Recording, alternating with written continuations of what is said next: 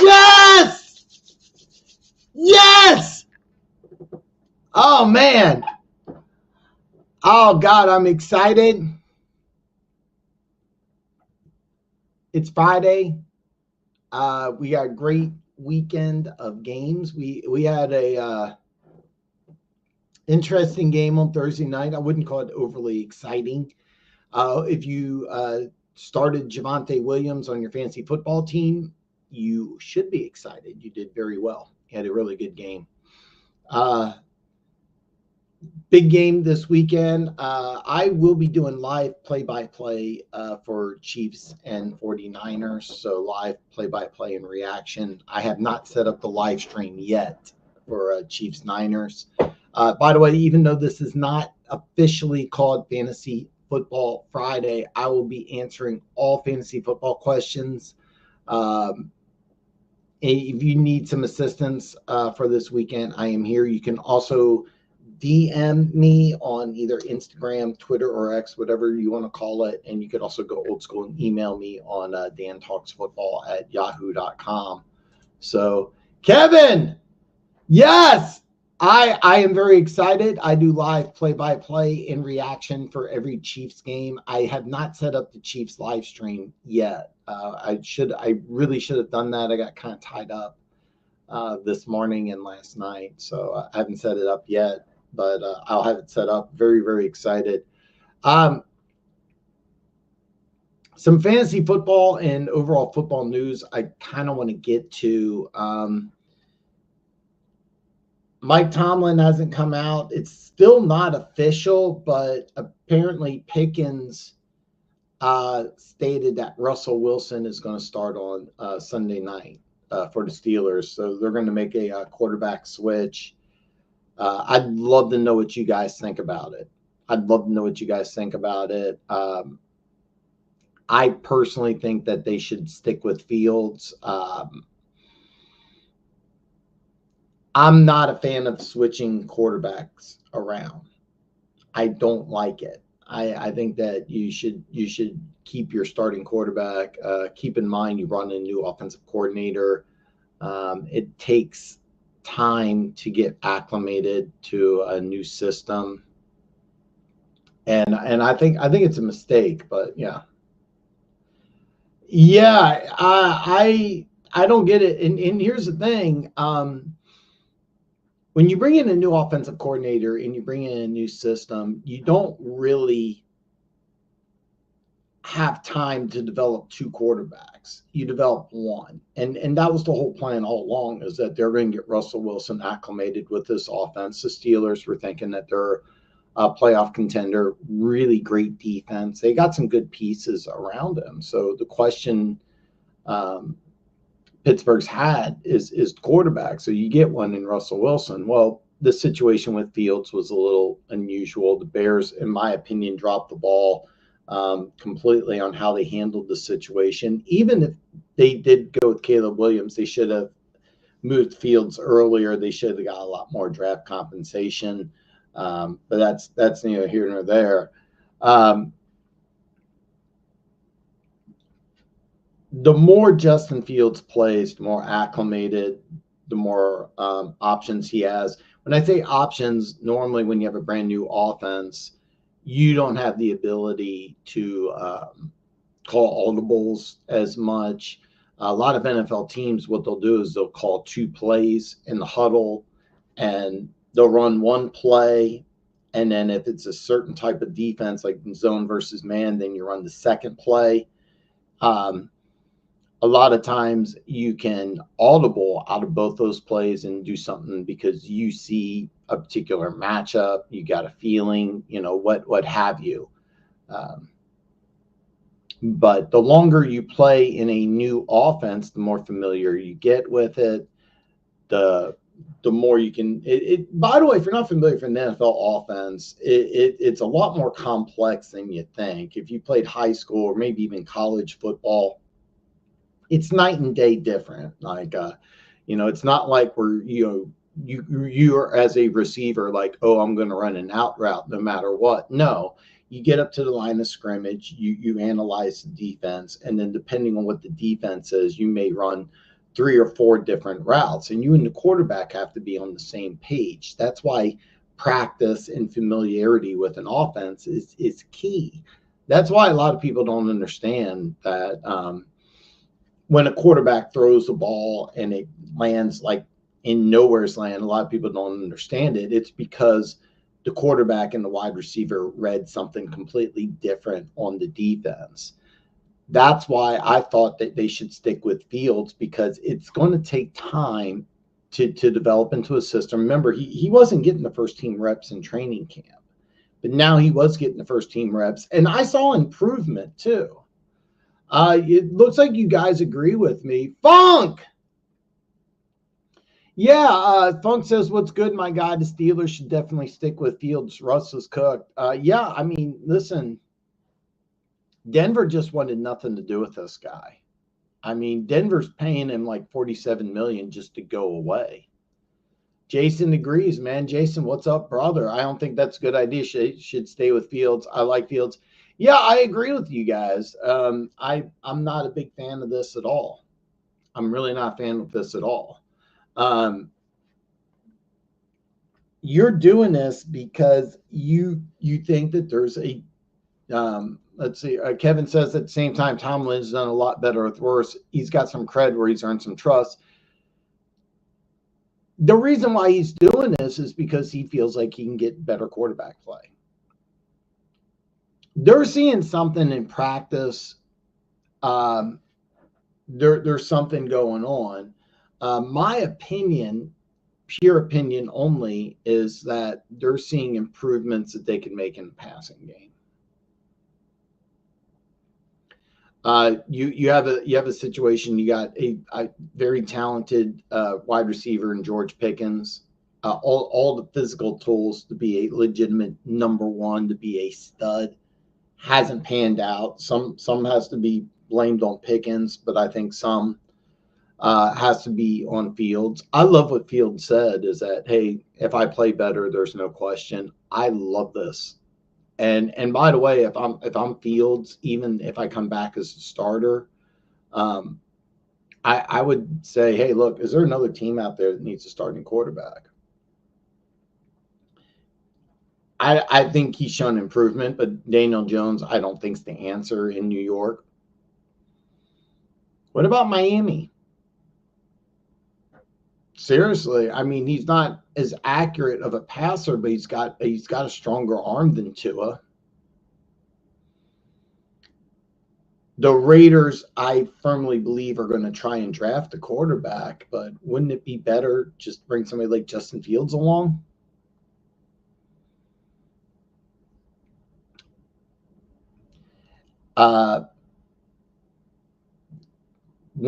If you're Cleveland and you have to move on from Deshaun Watson, but you have to pay him all this guaranteed money, well, maybe you can get Justin Fields in for relatively cheap.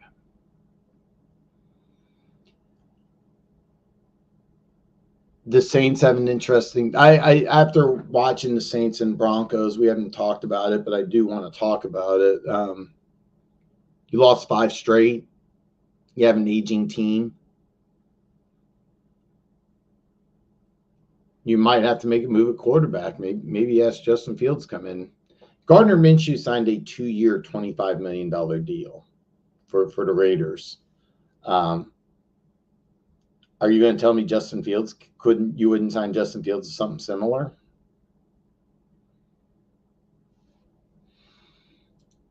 Yeah, what they're banking on is that what they're going to miss in the running game, they can make up in the passing game. Tomlin, look, there's no coach in NFL history that's coached, was it 16, his first 16 years without a losing season. Nobody's ever done that. Bill Belichick can't do that. Andy Reid can't do that. Actually, you know what? I'd have to double check. I may be lying to you there. I think Tom Landry might have done that, and I'm not sure about Don Shula, but that's it. But I mean, when Tomlin retires, he's going into Canton. I mean, that's not disputable. It's funny because I've had some Pittsburgh fans complain that, like, we need to move on, and it's like, really? I mean, do you realize what he's done is amazing? I mean, but yeah, I agree though that they are going to miss his rushing abilities. They're banking on Russell Wilson's passing abilities. I'm not an anti-Russell Wilson guy, but I know that the last couple of years in Seattle, where they were more of a passing team than a running team, things really didn't work. But Russell Wilson works better in a run-dominated scheme, but it seems like he's the one who doesn't want to do that. And we'll have to find out. It's going to be interesting. Sunday Night Football is going to be a lot of fun. You got Davante Adams, reuniting with Aaron Rodgers. That's exciting. You also have, Russell Wilson making his first start of the year, which is not official, but we'll find out. Bearded Hipster RL, welcome, brother.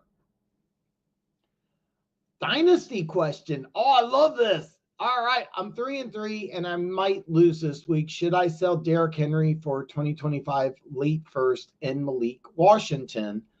Should I sell Mike Evans and Pittman for James Cook and a 2025 mid? Should I do this for the future? I don't know the value of Malik Washington, if I'm being honest with you. I'm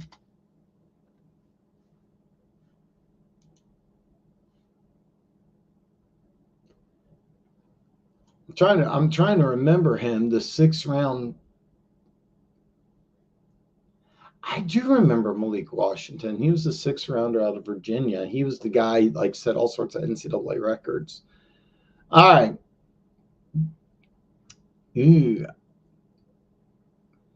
All right, so let's start with the first. Should I sell Derrick Henry for a 2025 late first and Malik Washington? You're 3-3. Okay, so keep in mind, if you do this now, I don't know how your league's set up, because I understand that dynasty going long term, but it sounds like if you do this, you're throwing away this year.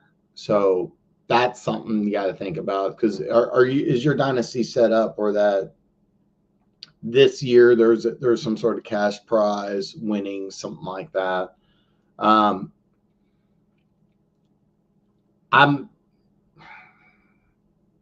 Because I'll level with you. I like Malik Washington. I didn't think he'd last to the 6th round, but he's done absolutely nothing, and there's no guarantee that he's going to do anything. With Derrick Henry, you have value this year. How valuable is he going to be next year? I mean, right now, I think he's an MVP candidate. Is he going to be an MVP candidate next year? The late first with dynasty owners, and this sounds really, really crazy to say, but I gotta learn this kid's name. Alshon Gentry, the Boise State running back. I have not seen a player in college like this. The last time I seen a player like this was Barry Sanders. But the problem is with getting a guy like that is you're probably not getting him with a late first.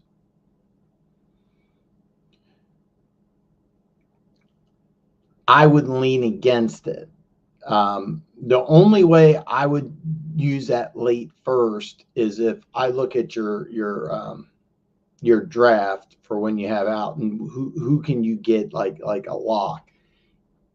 If it was a mid or early first, and you could get a guy that you're like, hey, this is the guy that's going to dominate my league. Let me get his name right first of all. I feel like a complete jerk, because when the dynasty league, Ashton Gentry, okay, By the way, he's a junior. There's no guarantee he's coming out. All right. There's no guarantee he's coming out. But right now, he's averaging 200 yards a game, 9.9 yards a carry, and 6 games, 17 touchdowns. I haven't seen this since Barry Sanders.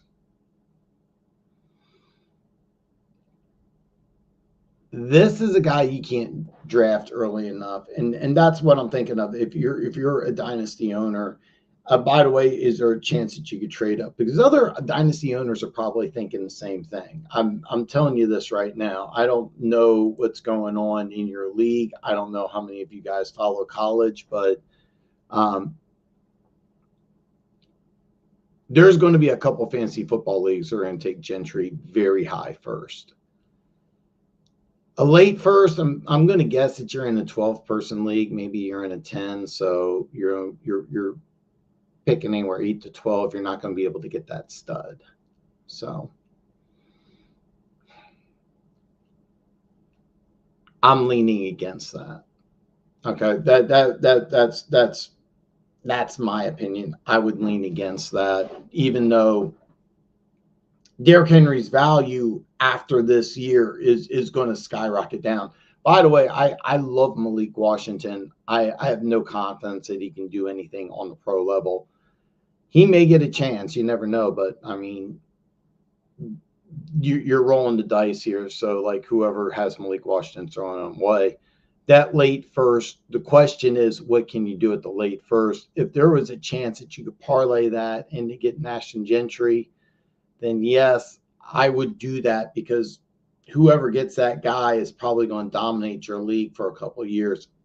It sounds crazy to talk about a guy being a top 5, top 10 pick who's never played in the NFL, and as far as fantasy football is concerned, you have to consider that. If there's a chance that, I mean, because you're 3-3, so I mean, you have to make some sort of trade or something. Okay. First part of your question, I would lean against it, because you have a guy who's at an MVP level. Even though you may lose this week and go 3-4, you still have a chance to win. Are you getting somebody MVP caliber with a late first for 2026? Or I'm sorry, 2025, 2026. Probably not. Probably not. Because you're 3-3 and you have an MVP candidate, I'm thinking right now, even though you may lose this week, you may win. All right. And I say that because, I mean, I'm assuming with Evans and Pittman, I'm assuming you have some good players, plus you have an MVP candidate. I'm assuming that you're doing well. I would need a little more information, but I'm assuming that you're doing halfway decent. Now, the second part of your question, Evans and Pittman for Cook in a 2025 mid-third, is interesting because you have some massive upside with Cook. You have some I'm assuming you're in a PPR, by the way. I'm assuming you're in a PPR. That's another thing. I hate saying that I need more information, and I do say that a lot, but in your situation, I would need a little more information. I'm assuming you're in a PPR. Cook has immense value. I know that he's hurt. He may not play this week. That's something I should check, by the way. His upside is immense. Evans is a guy you're selling high, but in a dynasty league, his value is diminishing. One thing about Pittman, talented, young, Anthony Richardson starting this week, his value goes down. Keep in mind they got Flacco as a quarterback. Only till the end of this year. So I do like the Cook for the 2025 in a mid-third. You're going to get a solid player. The first part of the question, I would lean against, because you got a guy who's an MVP candidate, even though they don't use him that much in the passing game. Derrick Henry's still an MVP candidate this year, maybe next year. The question is I would eliminate Malik Washington from the conversation. All right. A guy I love, may have some value. down the line, but right now he doesn't have anything. He's a guy that I liked coming out of the draft. Doesn't really have a lot of value. He's done nothing this year. A late first for an MVP candidate is what I'm looking at. Now, what could you do with that late first round? That's up to you. That's something I would need to know. If this was a possibility, you could turn this, because in a dynasty league, Gentry's value is unlimited. So hopefully I help you out. By the way, I'm sorry. I ranted a little too long on this. Bearded Hipster, stay in touch with me because I love dynasty leagues. Stay in touch with me. Let me know what you do. The first part, I still would decline. The second part, I would accept. I would accept that. I like Cook, and seriously, a 2025 mid-third solid. I would need a little more information to give you guaranteed, but first part I would say no. Second part I would say yes. Please stay in touch with me. Please stay in touch with me. Amazement, what's up, brother? Oh man, God, as a Bucks fan, you gotta love it. Hey Dan, picks so far: Seattle +3, Panthers +9.5. I think our game with the Ravens on Monday Night Football. Okay, so full disclosure, Amazement, please watch my video. Please watch my video, because I predicted a shootout between you guys and the Ravens. Full, spoiler alert, I picked the Bucks to win in an upset. Okay. I like Atlanta to cover 3. A matter of fact, Amazement, we're the opposite. I actually might put money on Atlanta to cover 3. I really like Atlanta big. You have a West Coast team traveling to the East Coast.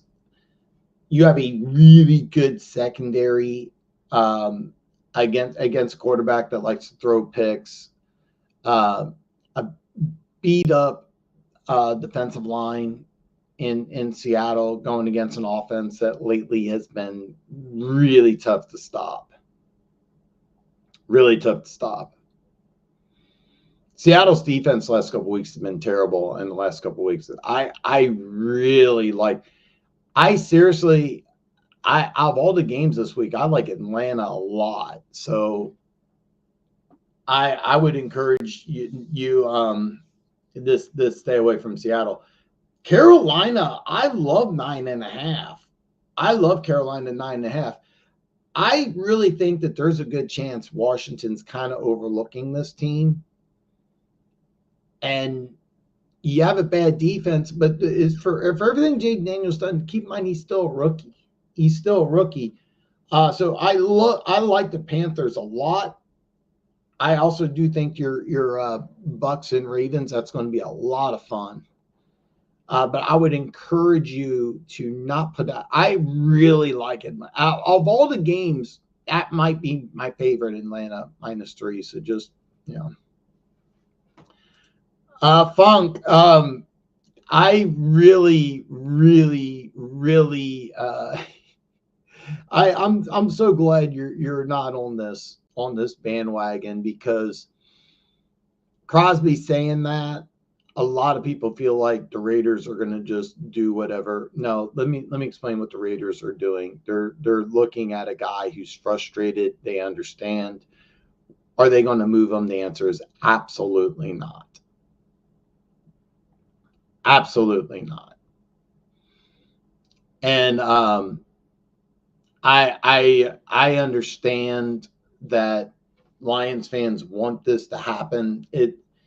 He's not moving anywhere. I was trying to think about this. What's the situation that Crosby could move? And the only team and the only situation I could see Crosby going to, believe it or not, and this is going to sound insane, but would be to the Jets. And the Jets would send back Hassan Reddick and probably a first. And if I'm the Jets, there's no way I do that, because I'm already giving up a draft pick for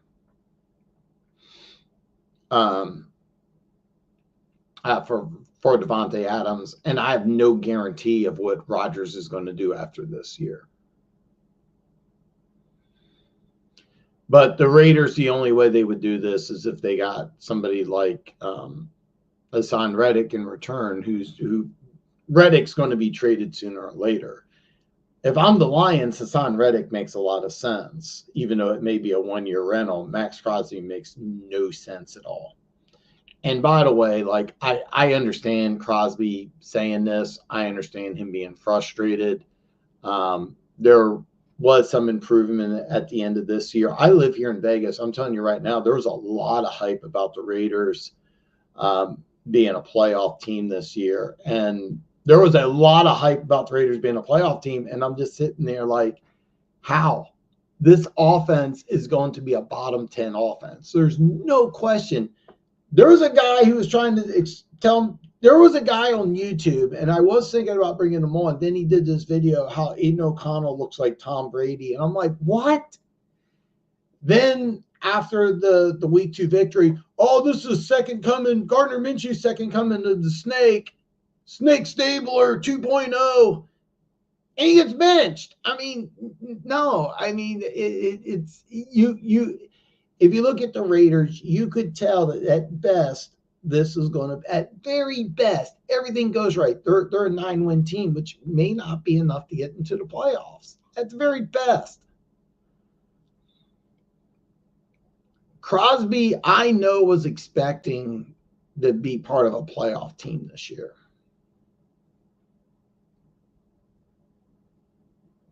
I understand his frustration.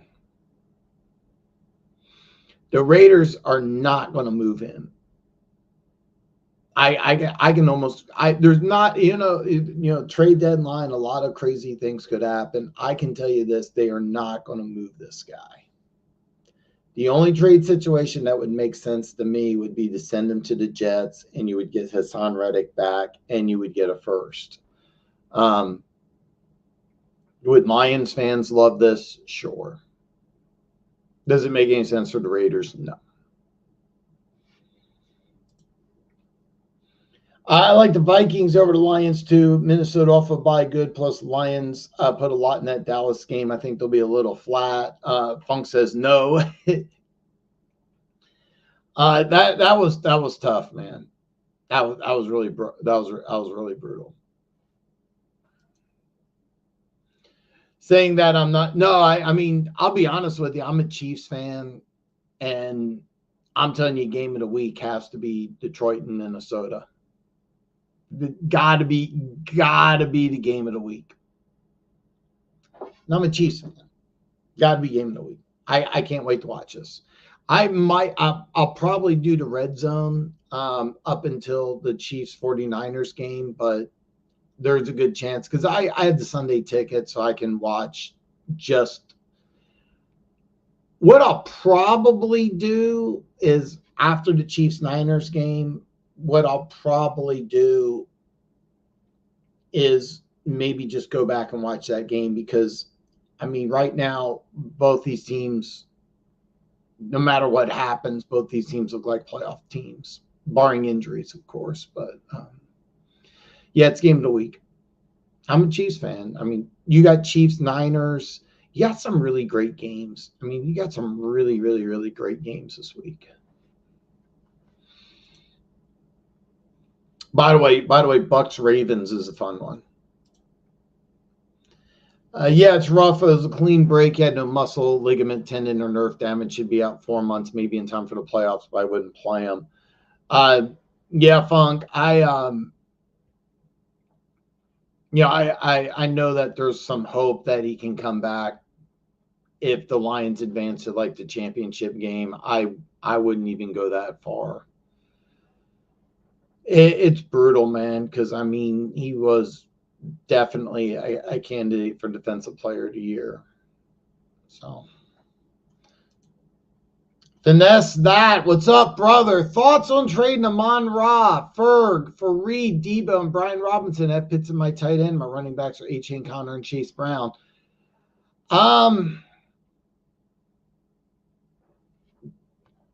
It's interesting, and with Pitts, I'll be honest with you. I would if you are going to make this trade, which I'm going to break down, by the way, I hate saying this because I say it all the time. I might need a little more information here, but I would advise against it. But if you're going to trade Amon-Ra and Ferg, I would actually trade Amon-Ra and Pitts. For whatever reason, Atlanta has no idea how to use Pitts. I've been watching a lot of football over the years. I've never seen a more physically gifted tight end come out of college. And why they're using him in a three-point stance and asking him to block is beyond me. I mean, you have a guy who's 6'6", 240, ran like a 4.41 or something.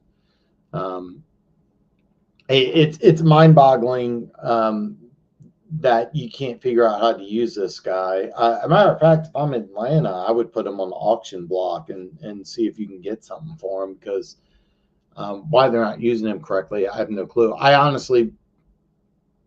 mean, even though his upside's higher than any other tight end in the NFL, if you do this trade, I would see if you can give up Pitts instead of Ferguson. And the reason why I would recommend that is because I don't recommend moving Amon-Ra. I mean, this is a guy that is consistently going to get you 15 to 25 points every single week without question. All right.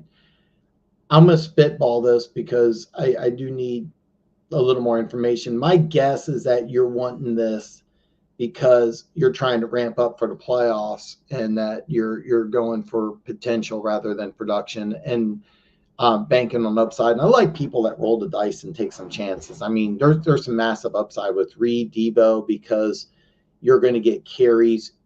Here's the issue with both Debo and Brian Robinson. If you make this trade, you're banking on guys that have been banged up this year to stay healthy. Out of everybody that you've mentioned, and by the way, same thing with A-Chain. Amon-Ra is most likely to be healthy and give you production week in and week out. See, I'm looking at your roster. You got A-Chain, Connor, and Chase Brown. Okay, A-Chain may or may not play this week. We don't know. And even if he does play, you got Mostert coming back, who had 21 touchdowns last year. 21 touchdowns in a season is pretty damn rare. I mean, this, a lot of people feel like A-Chain comes back, he's the number one guy. Well, I may want to play the guy who had 21 touchdowns last year. I don't recognize the name Finesse That, so I'm assuming that you're new to my channel. I've been saying for a long time that they're going to put Trey Benson and it's going to take carries away for Connor.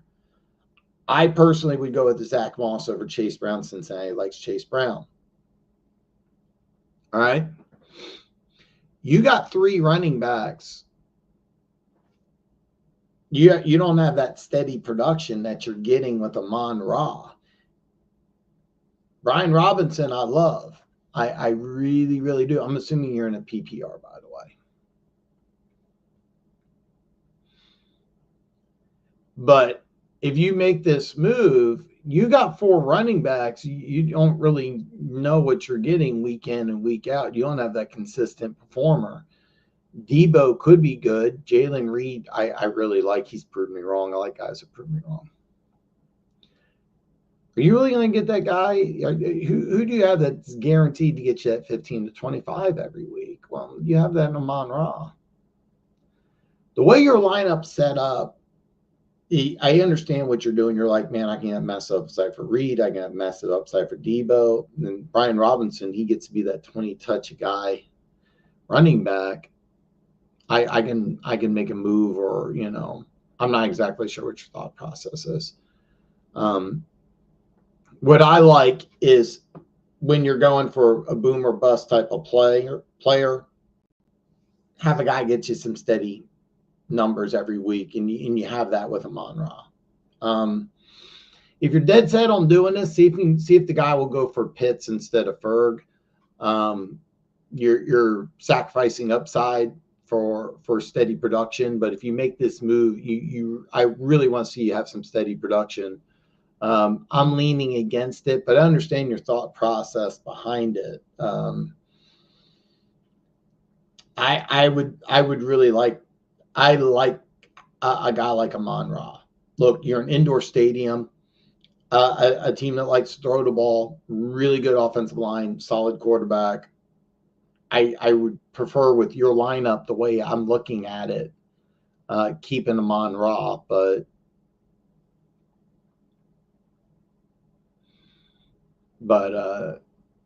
now I'm wondering, are you the one who has Reed, Debo, and Brian Robinson? I'm assuming that you're wanting to get rid of Amon-Ra and Ferguson, but yeah, I just want to clarify that. But let me know what you do, Finesse that. I would much rather you take my advice, or I'd rather you go against my advice and win than take my advice and lose. This is never going to be a channel where you have to agree with everything I have to say. So let me know what you decide. Not surprised by last night. We broke the Saints' spirit last night, Sunday. Yeah, it's a shame because that 2-game start was fun. I really like Derek Carr. But yeah. If I do, yeah. Oh, okay. I didn't realize this because you have Nico coming back. Addison, you're getting some steady production with. Mooney, you're having up and down. That's and I didn't know you had Drake. Okay, so God, that makes a lot because you have some up and down here.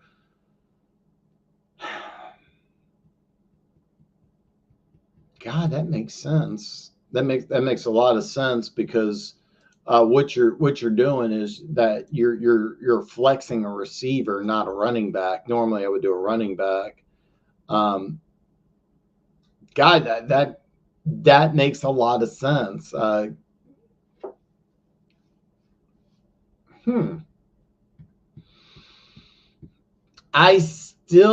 mean, here's the deal. I mean, you have some massive upside. Reed, Debo.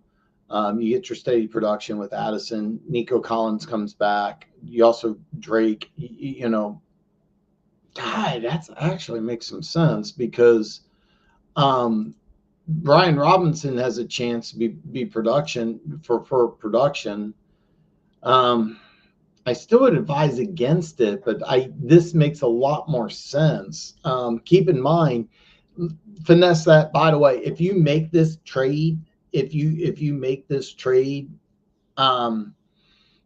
need to make another trade. You need to trade one of these receivers, and what I would do is I would recommend a receiver, and a running back for a higher tier running back. If you make this trade, I would still need to make by the way, if you make this move, I like it a lot more now that you told me this, because this is really good, but you have 6 receivers. What are you playing at most? 3? I don't know what your league is. I'm assuming you're playing at most 3 or 4. You're one of these guys is wasting away. I would still make a move for a running back. But yeah, I like this a lot more now, but I still advise against it because, I mean, listen, Amon-Ra is still going to get you more steady production than anybody on this list. All right. You have 6 really good receivers here.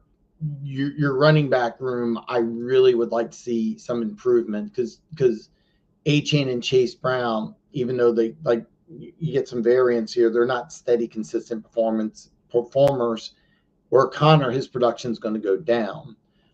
You could make him. I would like to see you if you do this trade. I would like to see you make another trade right after that. Try to upgrade the running back. But that's a nice six receiver collection. Really nice. I messed up. I played tomorrow, but I started the Broncos defense. So, A-Tag, welcome, brother. Yeah, you did really good at the Broncos defense. Congratulations. Yeah, you did really good, man.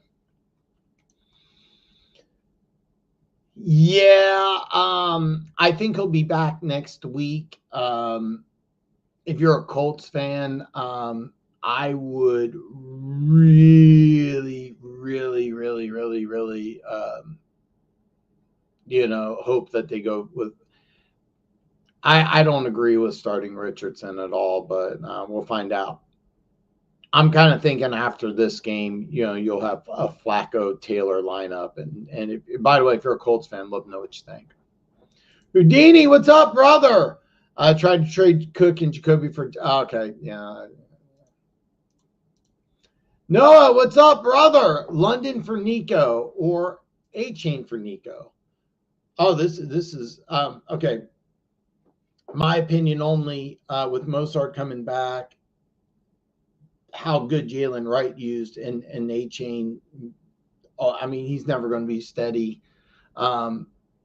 I fully believe that when Nico Collins comes back, you're going to have a. I mean, I would say a number one receiver, but if I remember correctly, you have what, Justin Jefferson and Amon-Ra. Is that correct? I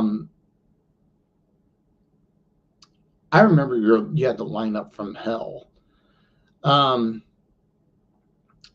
London's a guy that you might end up being a one, but I don't see the production from A-Chain going forward with Robinson, with Mozart coming back. He may or may not play this week. I would recommend A-Chain. That's just my opinion, but I know that you got a super, super awesome two receivers already. So I don't know if you want to give up London for Nico, but I would move A-Chain. I wouldn't even think. I actually would not think about this, but I don't value A-Chain as much as a lot of people. Oh, okay. So you have a good quarterback in Goff. I have no faith in Richardson whatsoever. Rattler. They're talking about Derek Carr coming back. That's going to be interesting, though. But I'll be honest with you, I would keep Rattler over Richardson. I know it sounds nuts. Running. Oh, wow. You have Derrick Henry. Okay, Stevenson, and you have Mason. That's wow.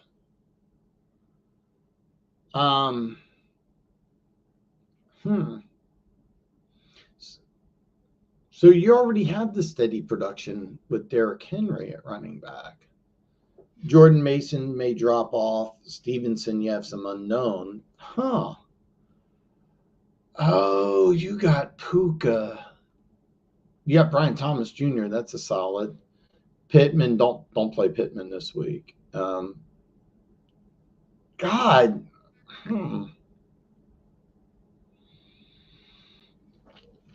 Yeah, so you got Evans, you got some upside with Brian Thomas. So I understand this. God, you know what? That trade makes a lot of sense now. Let me hold on here because I want to answer all questions.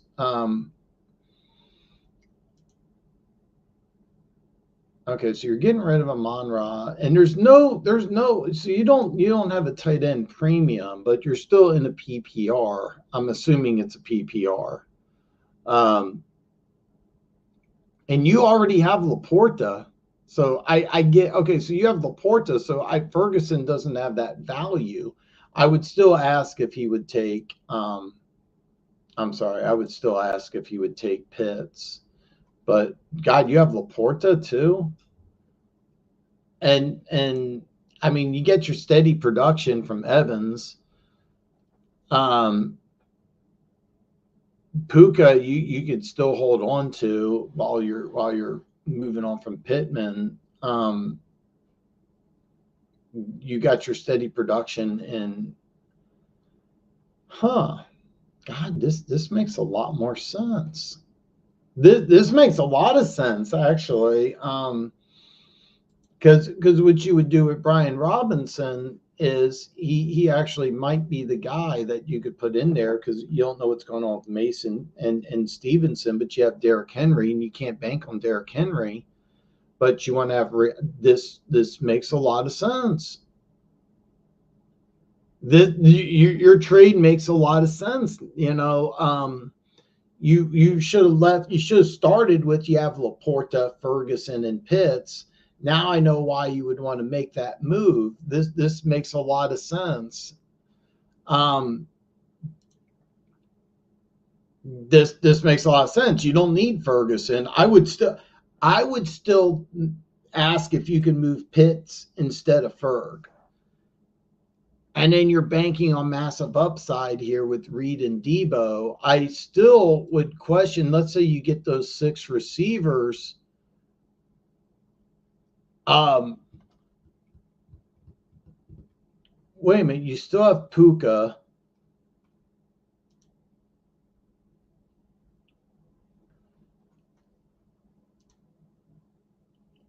I feel like I'm really missing something because you didn't leave out Brian Thomas Jr.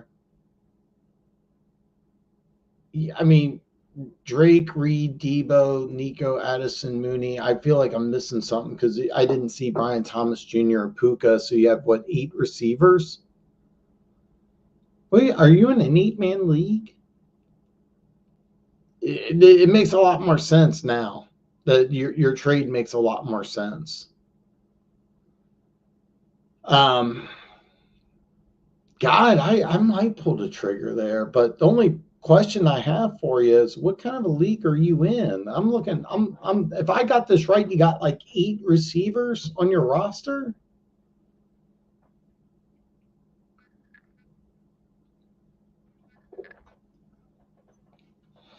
If you do pull that trade, bearded hipster, you have to make another trade. I would strongly recommend getting another quarterback because I'm not a fan of Richardson or Rattler. But your trade makes a lot more sense now. But I really feel like I'm missing something because you would have something like 8 receivers on your roster, but with the steady production that you're.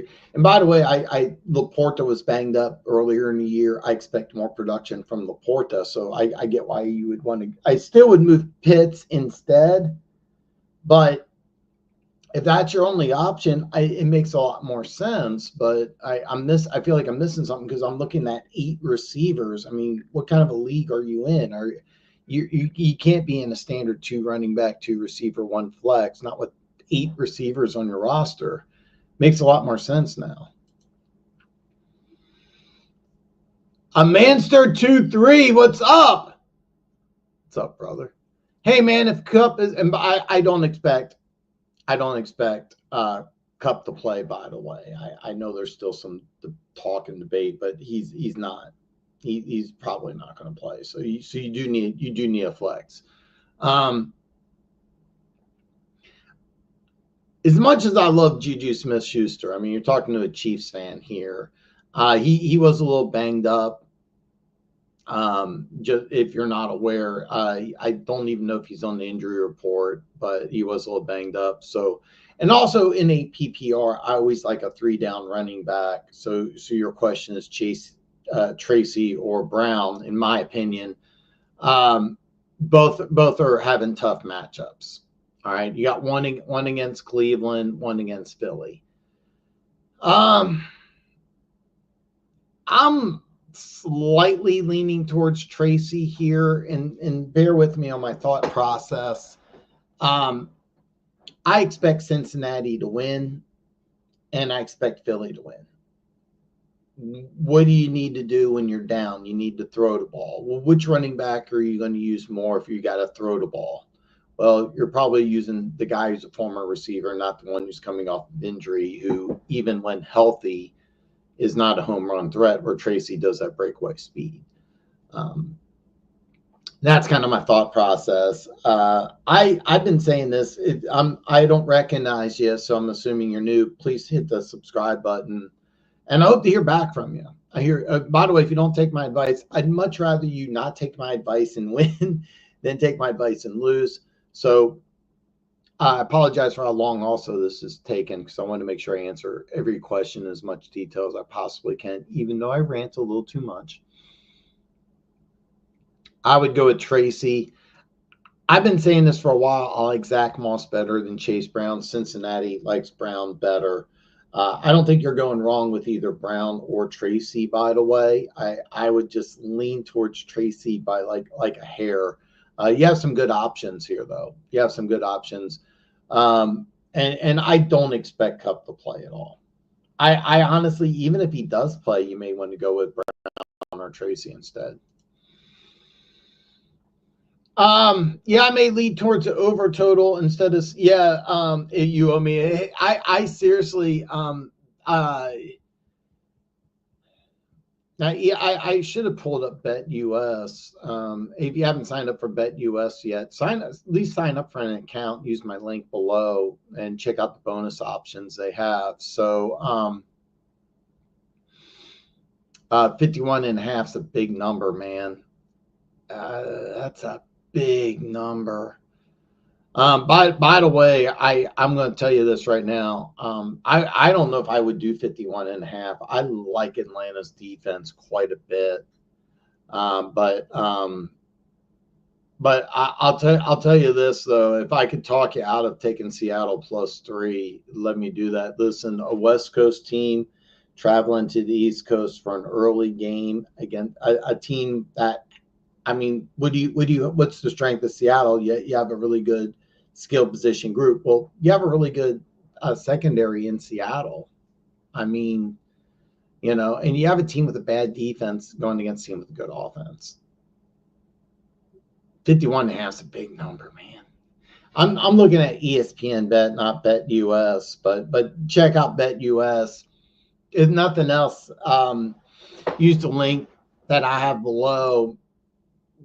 They do have some free promotions that you can take advantage of, but check it out.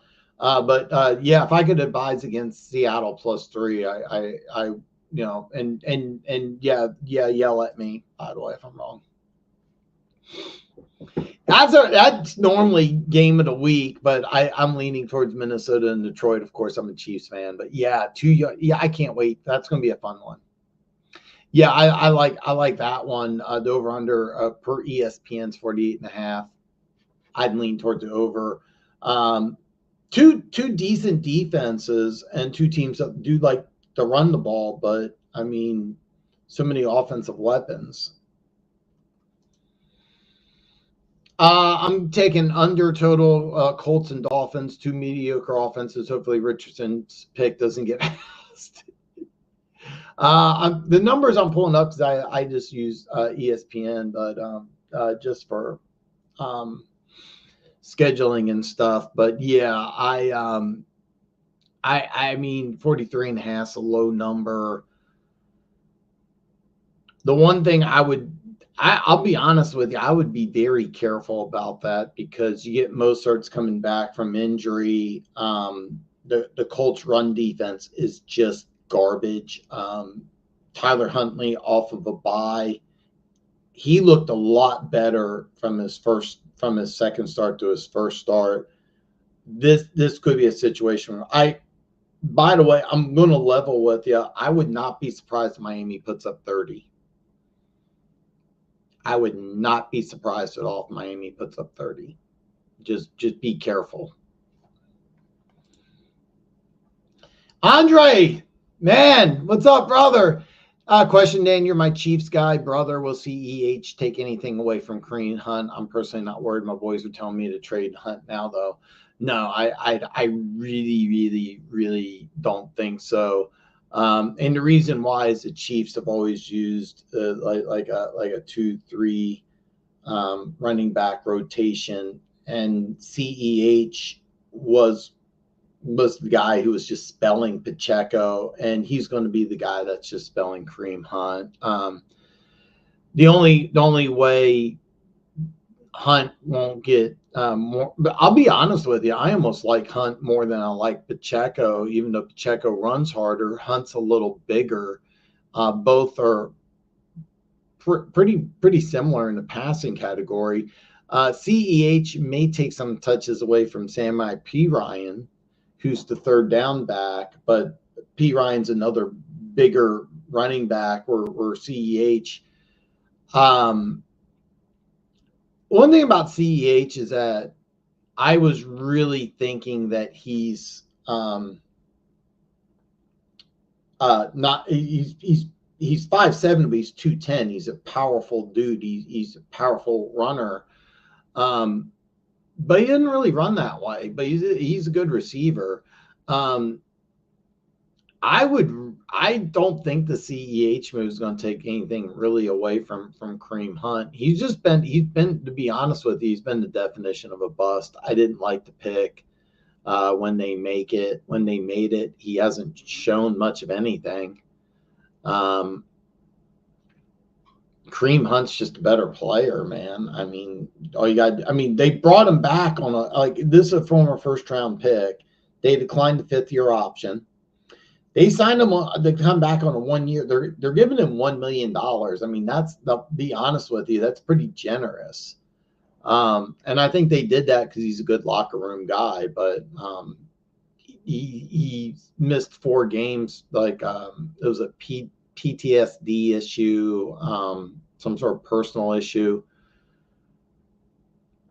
I think he's a guy that's familiar with the offense, but I really don't think so. I would strongly recommend keeping Kareem Hunt. I'll be honest with you. I really think Kareem Hunt is going to get about 20 touches every single game till Pacheco comes back. Or ideally, the Chiefs blow out San Francisco and they're up by 3 or 4 touchdowns, then CEH will get some touches. But if it's a close game, I think they'll go with Hunt will still get around 20 touches. If anything, I think Hunt's productivity may go up. You have the bye week. He's much more familiar with the offense. I don't know what kind of conditioning he's in or not, but he looked fresh and ready to go. So, Geno or Cousins? Jose, what's up, brother? I would go with Cousins. Look, there's a lot of holes on that on that Seahawks defense, especially with the front line. Secondary's okay. Atlanta's secondary may be the best secondary in football. And Geno's thrown some picks. I don't know if I have the ability with BetUS, but I would almost bank on a Cousin or a Geno Smith interception. I think Cousins may have a really good game. Yeah. Noah says Finesse would do that. Yeah. Champagne 7. I need to drop one to pick up a defense, McConkey or Downs. I would drop Downs. And the reason why is that with Anthony Richardson as a starting quarterback, I have no faith in any receiver. I have no faith in any Colts receiver. None whatsoever. Would you trade Pickens for DJ Moore? I'm gonna answer this, but I'm gonna take a quick commercial break. When I come back, more Afternoon Delight, so stay tuned. As Afternoon Delight is on a commercial break, we want to remind you that BetUS is a proud affiliate of Dan Talks Football. I made my first $100 deposit and it was fast and easy, but check it out for yourself. The video's in the description below. Check out BetUS and start winning today. The award-winning NFL Week 7 Picks video is out. Make sure you watch it and drop a comment on how you think your team will do this week, or pick all 15 games. Your comments help. Check it out. The link is in the description below.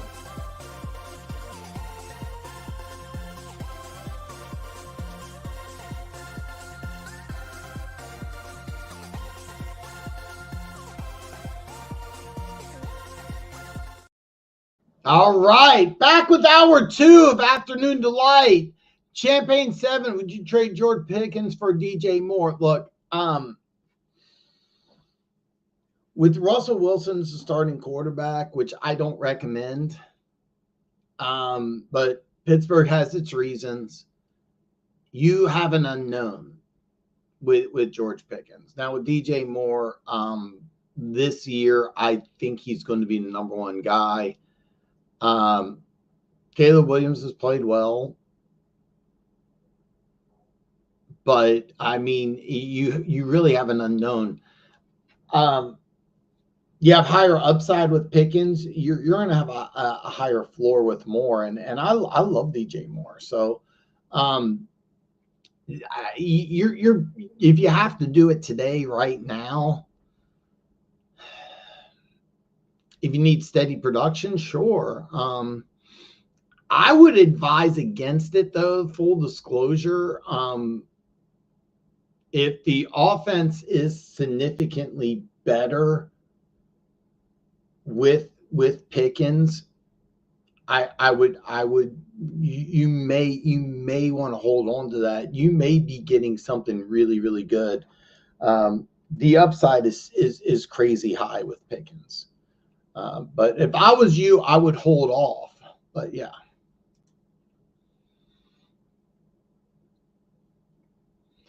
Yeah, exactly.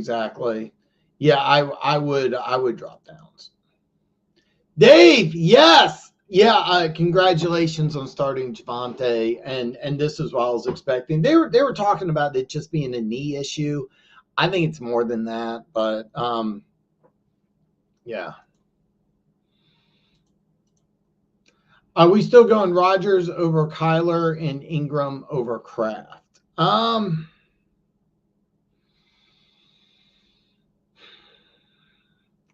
I would still go Rodgers. God,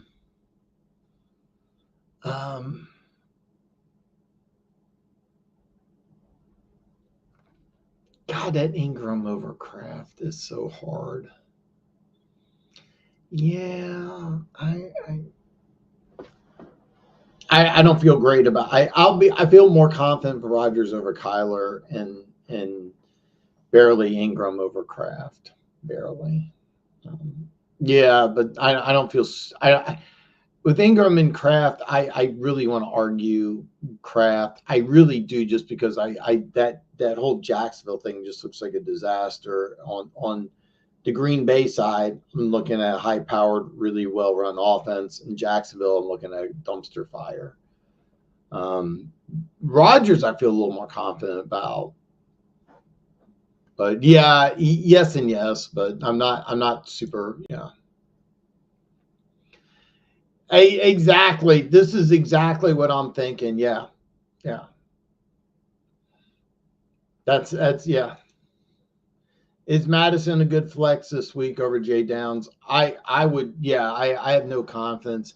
By the way, I think he's healthy and good to go, but yeah, I think, by the way, I say it's a good flex. I have no confidence in anything the Raiders are doing offensively, but with Anthony Richardson as the quarterback, I don't want to play anybody on the Colts offense. Yeah. Okay. No. I want all the information that you can give me. No, you're looking at the wrong team to trade us from earlier. Dynasty question. I'm 3-3, and I may lose this week. Should I sell Derrick Henry for a late first and Malik Washington? So I shall Mike Evans. Should I do this for the future? Ha ha ha. Okay.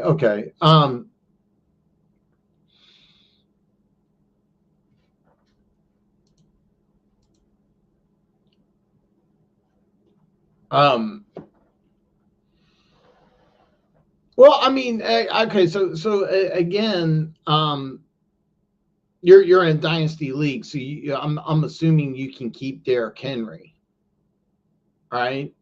I want to make sure. I want to make sure. I want to make sure I have the answer correct. I want to give you all the information. I want you to win. I mean, that's my number one goal.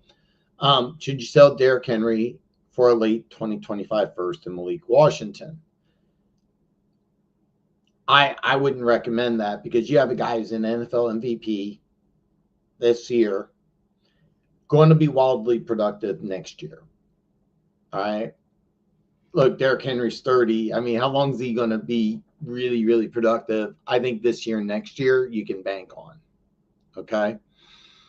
Malik Washington, there's a guy I liked coming out of college, hasn't done anything. It's throwaway pick. Derrick Henry, I would be more apt to trade next year than this year. Okay.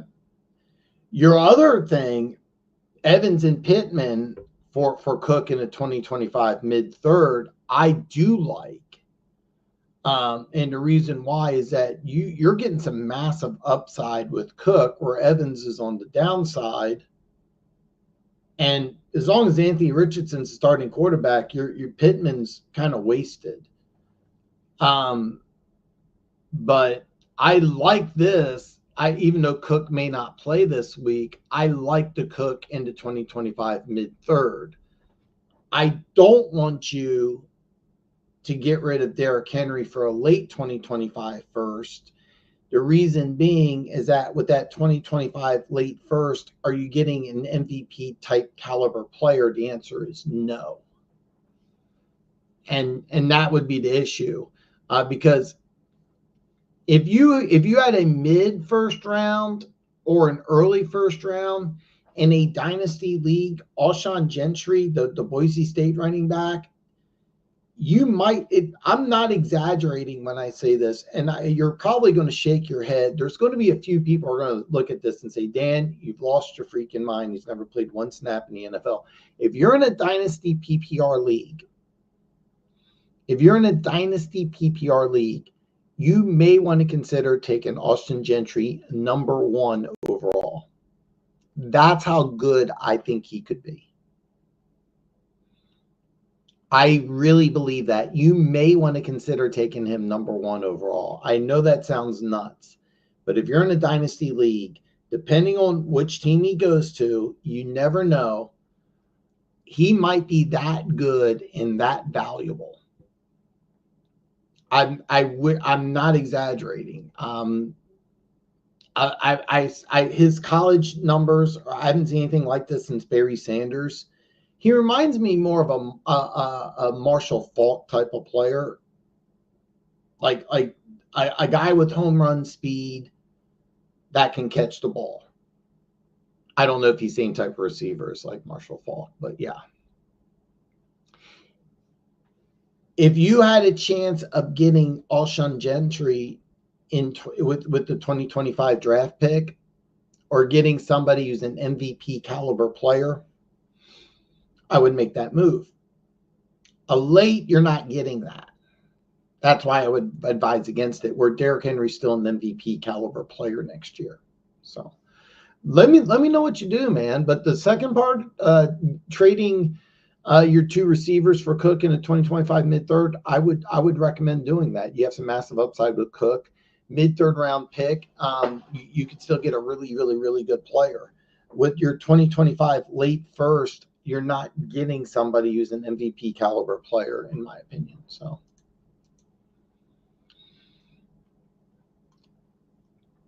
trade away London for Tyreek Hill. Friendly Lace 06. Oh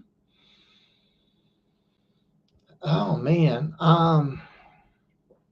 I hate doing this because I've asked several people this. I would need a little more information on your roster. Off the top of my head, I'm going to say no. And the reason why is that you have some questions in Miami. You finally look like you're getting some stability with London and Atlanta. Now, the reason why I need some more information, if you have, I've seen you before in the chat. So Friendly Lace 06, I'm really glad to see you. And I hope I continue seeing you in the future. That said, I don't remember your lineup right off the top of my head. If you have some really good receivers and you're just like, hey, look, Dan, I need that boom or bust, I want to make a push for the playoffs, then yeah. But I mean, you need to compensate for the steady production for the boom or bust that you could get with Tyreek Hill. Keep in mind, Tua may come back in a few weeks. Miami wins this week. They're still fighting for a wild card. You never know. I mean, you may be with Tyreek Hill, you may be getting the winner in fantasy football. But Drake London, they finally look like they are fixing some things. Also, I really like the matchup against Seattle. I need a little more information. My thought process would be no, because I'd rather get steady, consistent production versus the boom or bust. But if you are going to get the boom or bust, you want to have that steady production locked in already, right? You understand what I'm saying? I want steady production out of a few players, then I can go for the boom or bust. That's kind of my thought process. So I'm leaning against it. But if you got a couple of receivers that you feel really good about, you got your your CD Lamb or Justin Jefferson or Amon-Ra, you already have that, and you're just like, Dan, look, I'm gonna get ready for the playoffs. Yeah, then I would pull the trigger. Perry, I'm a little surprised. Yeah, I thought it'd be closer. Boofy, I don't recognize you, man. So welcome. I apologize. It's taken a while to get your comments. So I hope you're still there. Please hit the subscribe. Yo, Dan, would you trade Nico Collins, Chase Brown for Najee Harris and Vontae Adams and Kenneth Walker? Yes. I'm not going to rant about this. You're trading an injured player, a part-time player, for 3 starters. Yeah. Boofy, please listen. Do me a favor, if you're still there. Do me a favor. Let me know when you make this trade, and do make it. And you're probably starting all 3. Cap for life. What's up, brother? Need 3: Dobbins, Sermon, A-Chain, or Jacobs. Okay, so you're starting Anthony Richardson, and oh God, it's all Sermon. So I wanted to go on my Anthony Richardson. Okay, A-Chain may or may not play. You have Anthony Richardson as your starting quarterback, so I'm not really high on Sermon. I mean, you have to go with Dobbins and Jacobs. I mean, that's a no-brainer. If A-Chain plays, even though he may not get a lot of touches, you may want to go with A-Chain. Guy with Anthony Richardson as the quarterback. God, that's tough, man. Keep an eye out on the injury report. I'm leaning towards A-Chain. I have no confidence with Anthony Richardson coming back that the Colts offense is going to do anything. None. And Miami's fresh off a bye. I mean, if I'm Miami and I'm playing against Anthony Richardson, I'm going old school. I'm playing tight man, single high. I'm putting my strong safety in the freaking box, and I'm saying good luck. That's exactly what I would do. And I'll be honest with you, Anthony Weaver, the former Ravens defensive line coach, fresh off of a bye, it would not surprise me if that's what they do. Go old school, 8 in the box. Would not surprise me one bit. If that's the case, I would not be surprised if you seriously could get a stat line, 11 carries, 9 yards out of Sermon. I'm not exaggerating. A-Chain may not play.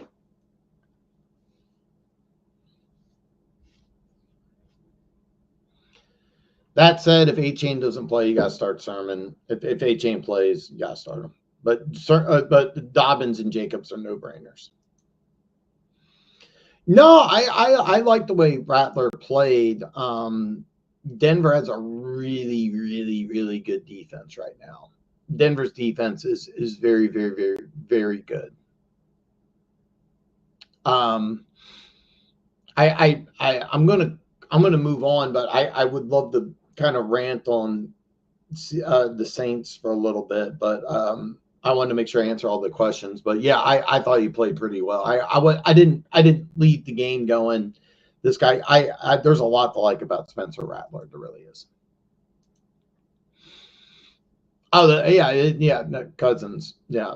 I'll be honest. I would take Geno over May. I mean, I know there's some problems in Jacksonville, but I'm not expecting May to have a better game. I would have May 3rd. Yeah. So go with Cousins. Let me know what you do, Jose. But I would definitely go with Cousins. If you haven't already, man, make sure you hit that subscribe button. TS, what's up, brother? Flex PPR. Evans, Smith, Gibbs, or Connor. God, it's a tough one. Okay, so I like 3 down backs. I really do. The problem that you have is Connor's going against a tough defense, and Gibbs is also going against a tough defense. And Connor's not really a threat in a receiving game. He is at home on Monday night. That's something to think about. I like playing guys on Monday night. I like Evans. I mean, there's some problems with Ravens defense. Let's be honest. Giants defense is pretty solid. So I mean, I'm kind of ruling out Devontae Smith. I'm leaning towards, I'll be honest with you, I'm leaning towards Evans or Gibbs. The only issue I really have is that Vikings defense is for real. I mean, it's for real, and it's frustrating and confusing. It's a lot of fun to watch. I'm kind of expecting a shootout in Tampa. Kind of expecting a shootout in Tampa. I'll be honest, Gibbs is probably going to get more touches. I think Evans more likely to score. I wish I can give you a cut and dry answer. I really can't. I think you have more upside with Gibbs. I think you have a higher floor, and I really think Evans could score. I think it's going to be a high scoring game. If Detroit's defense plays like they did against the Cowboys, it could be a low-scoring game in Minneapolis. I'm leaning towards Evans by a hair, but I really hate in a flex position turning down. Here's the deal with if you turn down Gibbs is a home run threat with receiving ability. I think Evans more likely to score. More touches, more upside with Gibbs. More likely to score with Evans. I wish I can give you a better cut and dry answer. I would go with either Evans or Gibbs.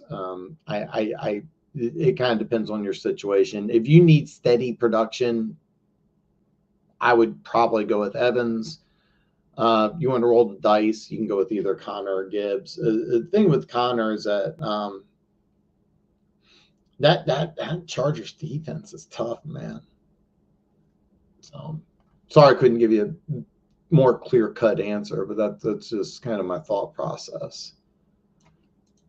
Tigger, what's up, brother? 12-team non-PPR super flex. Nice.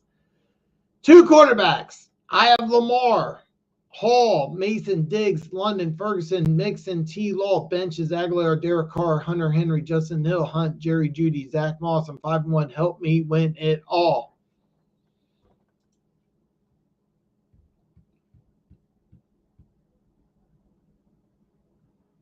Okay, I'm thinking of starting.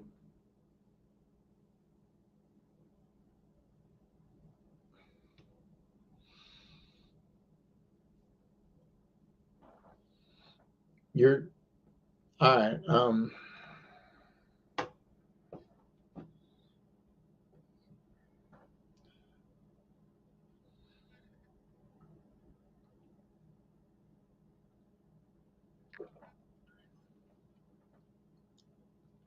Okay.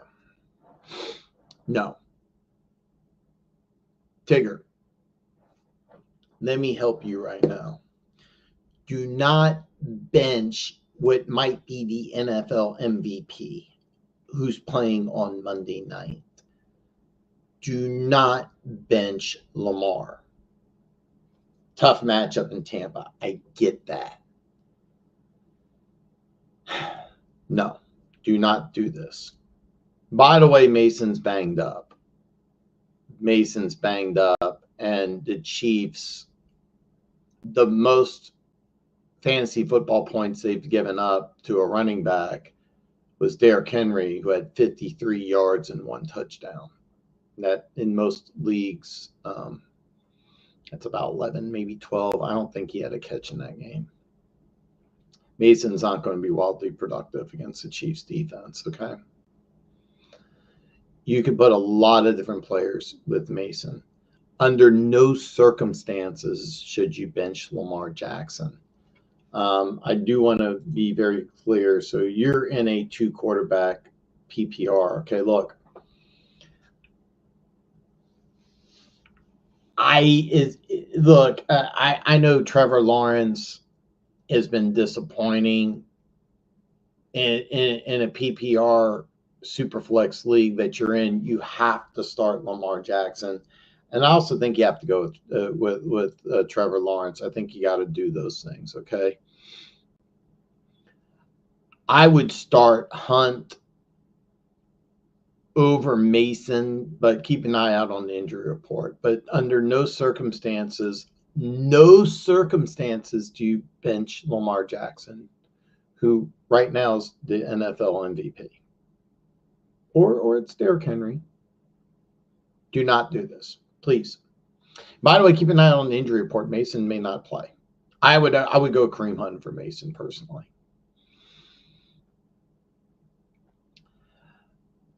So what it is that I do want to go over this just a little bit. Max Crosby vented after a loss, got baited by a reporter. This is really a no story. This is not Max Crosby forcing himself out of Vegas. This is Max Crosby frustrated because Max Crosby thought he was part of a playoff caliber team when he should have known that he wasn't. But a lot of times you kind of buy in the hype. He's frustrated. He's not going anywhere. I had the Lions D and 49ers D. Help me choose. Cannot pick off the waiver. You have some tough. I'm a level with you. Going against an Andy Reid team off of a bye is tough. Lions D, same situation at Minnesota. That's not a good situation. I hate to say it, I would go with San Francisco, but you have some bad options here, man. I would go with San Francisco. You have more playmakers. That said, I'm expecting the Lions. I'm telling you this. Listen, as a Chiefs fan, as a longtime Chiefs fan, the Chiefs lost after a bye last year. They lost to Philly at home on Monday night. It was the first time Andy Reid's Chiefs have lost after a bye since 2014. The Chiefs are going to be ready. But if I was in your situation, I wouldn't blame you for going to 49. These aren't good options. If I was you, I would probably. I'm gonna level with you. I would go Lions. I really would. But if I was you, I'd probably go 49ers. Keep in mind, my fandom bias is real. So. No, exactly. Yeah. Lamar or Daniels this week? You just got me done, James. You hopefully. I apologize for how long it's taken me to get to all the questions, but I do think Lamar's an MVP. Listen, you're at home against a bad defense. I don't think. By the way, if you're new to my channel, I say this a lot. What's your favorite flavor of ice cream? Is it chocolate or is it strawberry? It's your choice. Here's the good news is that you're going to get a lot of points either way. I would lean barely towards Daniels, but I'm gonna level with you, man. I like guys that play on Monday night, and Lamar Jackson's playing at a crazy level. So I mean,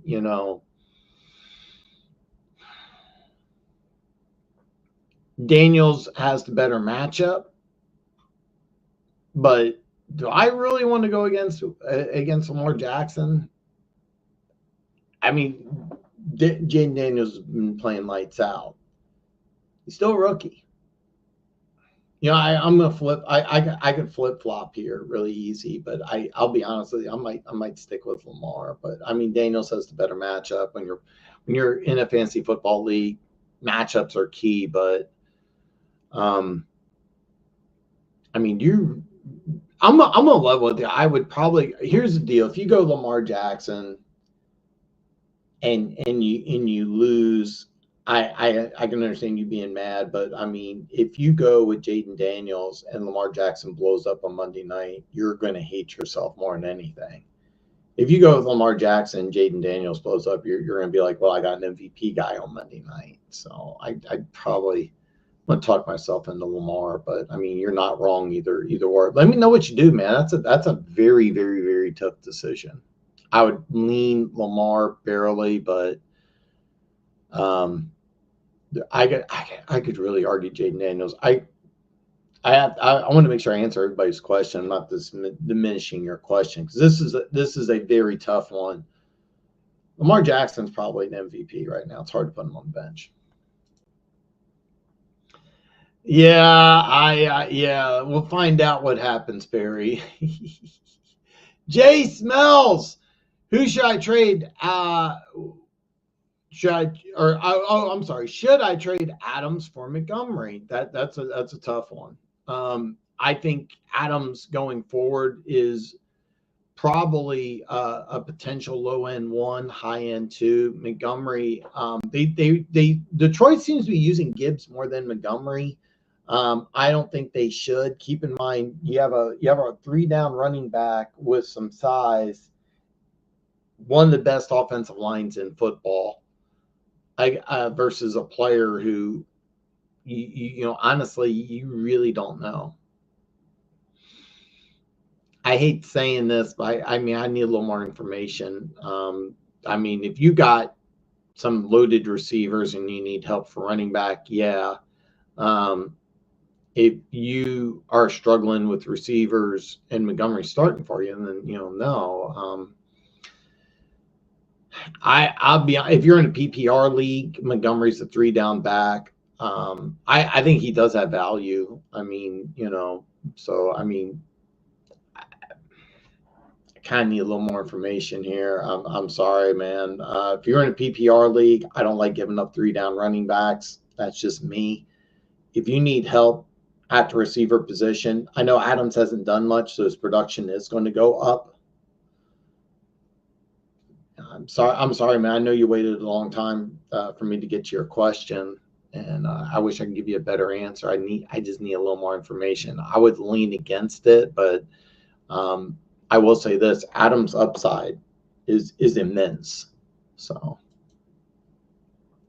there's people. Austin, welcome back, brother. People telling me I need to play Geno over Stroud this week. What do you think? No. Look, I know Geno's been putting up some numbers. Listen, a West Coast team playing an early game on the East Coast is always a little difficult. All right, it's always a little difficult. There's always a little bit of a challenge. Okay. Number 2, Atlanta may have the best secondary in the NFL. I heard Simmons was banged up. It doesn't matter. You still got Bates, you still got AJ Terrell. I don't know who's telling you this. Look, I know Green Bay's had some interceptions. I know that Houston's kind of leaning more towards the running game. I wouldn't recommend this at all. Stroud's a better player. Geno has better weapons, but the matchup really favors Stroud. I know Green Bay's doing some good things on defense. I know they have a lot of interceptions, et cetera, but I wouldn't do this. Oh man, amazement! Oh wow. Okay, so amazement. This is thank you very much for the super chat. I'm sorry I didn't see this earlier. I would have put you to the front here. I did a video breaking down the NFC East. I meant to do all 8. I only got 4 of them done. I predicted Jaden Daniels would win Rookie of the Year. Jaden Daniels will win Rookie of the Year. Caleb Williams is doing better than I thought. Jaden Daniels is the answer. Jaden knows the answer. Man, thank you so much for the super chat. I didn't see this because I was looking at this was the other one I saw starred, so I wasn't paying attention. But yeah, thank you so much, man. Yeah, yeah. Perry agrees. A-Rod throwing Mike. Oh yeah. Williams will be gone. There's reports Dallas is interested. I actually wouldn't be surprised if he ends up back with the Chargers. But yeah, he'll be gone soon.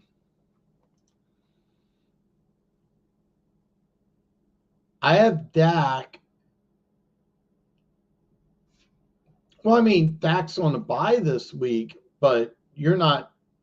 Listen, Dak's on a bye this week, but don't long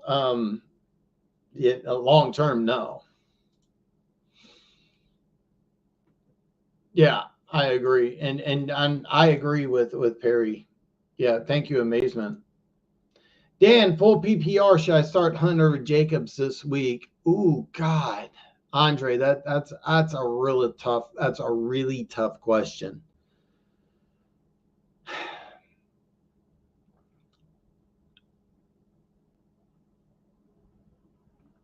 I'm leaning towards yes. And the only reason why is I watched Green Bay last week. They asked I don't know who the name of the backup running back is, but he showed some speed that Jacobs doesn't have. Kareem Hunt fits like a hand in the glove with this offense. I mean, he was always a favorite. It was just this off-field issue. Look, he's fresh. I know the Niners have a good defense. I'm fully aware. Houston has a good defense. I feel like both are going to get you points, but I really think that this is going to be the week where. So here's the thing: Josh Jacobs is really not a threat in a receiving game. I really think that even though Jacobs may have more yards, I think that Hunt, this will be the game where Hunt gets that somewhere between 4 to 7 catches. If I'm correct, Josh Jacobs has done almost nothing in the passing game all year. I want to make sure I'm giving you the right information. 31410. So you're looking at 9 receptions in 5 games. 9 receptions in 5 games, so he's averaging less than 2. I'm telling you right now, Kareem Hunt will probably double, maybe triple his reception numbers, but he may not get enough yards. So, oh, it's a non PPR. Oh, okay. Listen, non PPR. You want to go with Mixon? I would lean towards Brees Hall. Again, Mason may not even play, so yeah. Wait a minute, he's giving up 92. What was this trade again? Najee, Collins, and Chase Brown for Kenneth Walker and Davante Adams. Okay. God, that's a tough one. Okay, so here's my thought process. With the quarterback switch, I actually think that benefits Najee Harris. I really do. I think it opens things up, and plus he's more likely to get that more rushing touchdowns. All right. They could also go back to Justin Fields. Now I like Najee over Walker. Okay. Here's your question. Which one? When does Collins come back? It'll be a few weeks. Is he going to be 100%? All right. Chase Brown, they seem to like more than Zach Moss, despite how I feel.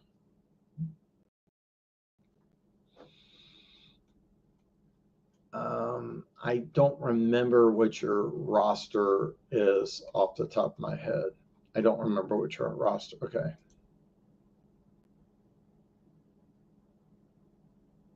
So you're in a super flex. Yes.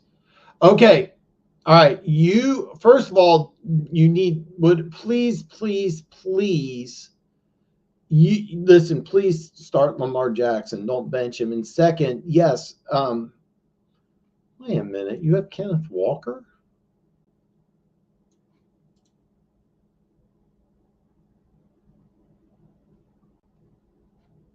I'm missing something here because I see Brees Hall and I see Mixon.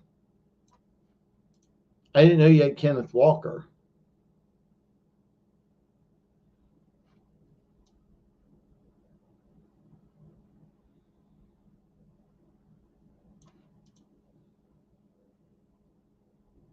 And I didn't see Adams. So now I'm confused. You have Kenneth Walker and Devontae Adams?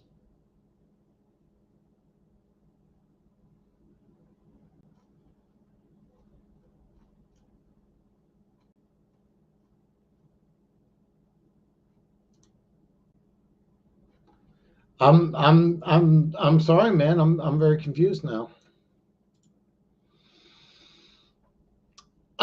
Dan, should the Saints Allen should the young offensive coordinator take over before they lose him to another team? I really think that if there's not some improvement in the next week or two, absolutely, because this is a guy that is going to get some talk as a future NFL head coach. Keep in mind, Derek Carr is going to come back. Drawing a blank on the center, but he left after the third week, and with him, they were already thin on the offensive line. So any injury on the offensive line, you would have some problems. But yeah.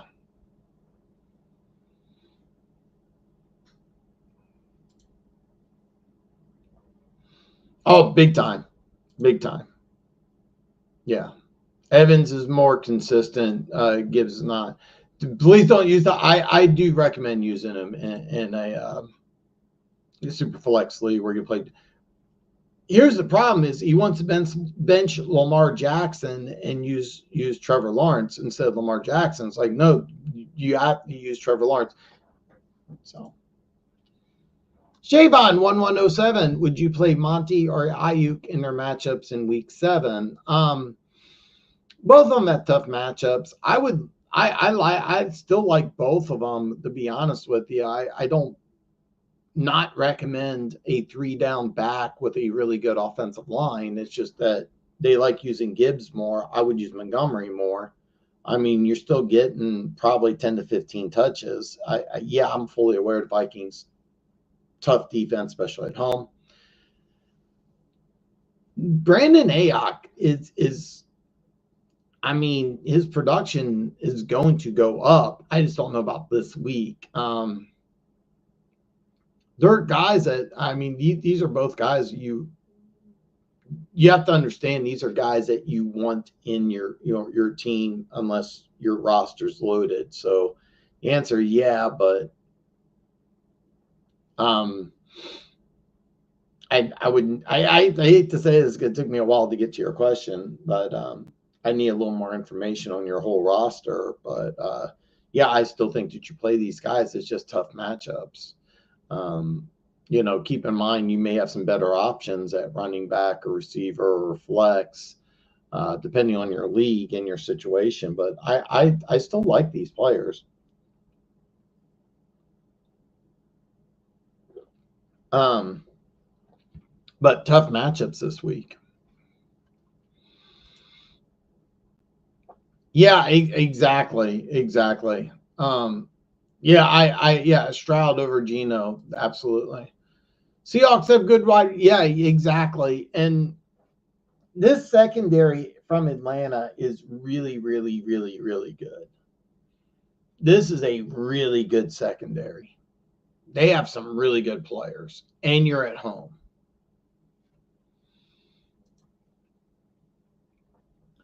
Okay, okay.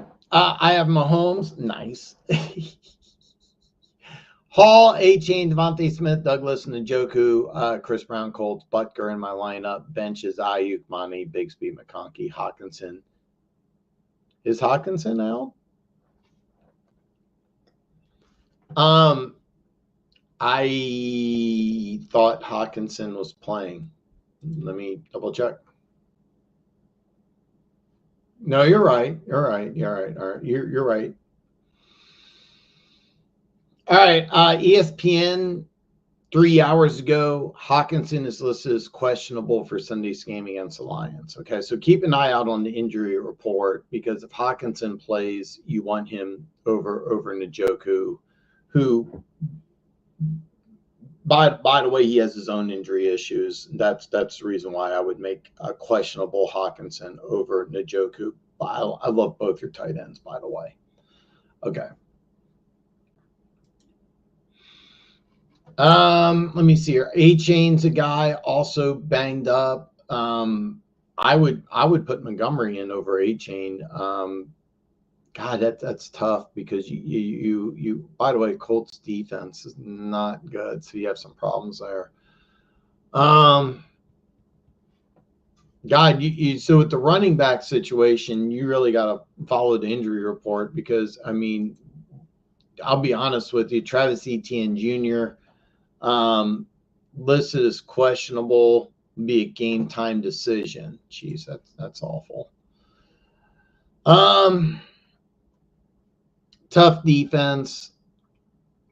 I understand why you got A-Chain in there. Boy, you have some tough ones because I understand why you want to go with Brown. I understand completely why you want to go with Brown. They like him more than Zach Moss. I would do just the opposite. Boy, this is tough because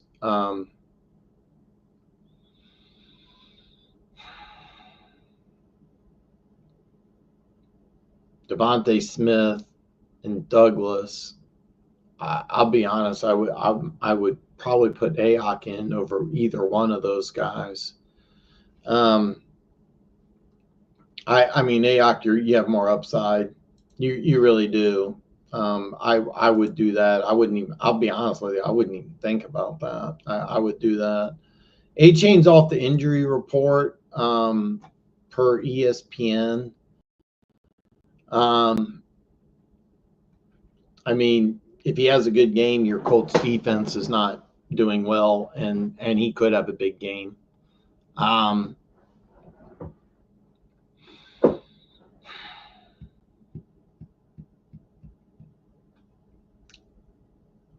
Guy, I'll be honest with you. I would strongly. You have to roll the dice with Bigsby if you want to. Keep in mind one thing about the Bengals, or I'm sorry, one thing about the Browns is that even though they've been playing bad, their defense is good. So I mean, Patriots have a good defense as well, but Browns switching carries with Zach Moss. Bigsby could get 20 to 25 touches. Brown could get 10. Same issue with Montgomery. Tough defense. Better offensive line. This is hard, man. I would put Aiyuk in the offense over Smith or Douglas. I wouldn't even think about that. You get the more talented player in there. I would probably put Aiyuk in over Smith. You want to roll dice with A-Chain? I get that. With Brown, I also understand that. I honestly, that is a really, really, really tough one. So keep an eye on the injury report. You have Hawkinson.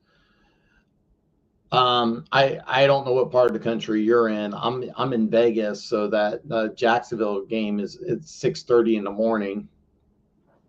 You could, if you really wanted to, you could wake up at 6 keep an eye out on what's going on. Um, that's up to you. I know I wouldn't want to do it. I might just be happy going with the home runs, Rhett and Brown. But I'll be honest with you, if I had to choose between Brown and Montgomery, this week, even though both of them have tough matchups, I might lean towards Montgomery. Home run threat and A-Chain against Colts defense. Of course, you're canceling each other out. That's a tough one, but I don't blame you. I do think Mozart will play quite a bit in that game as well.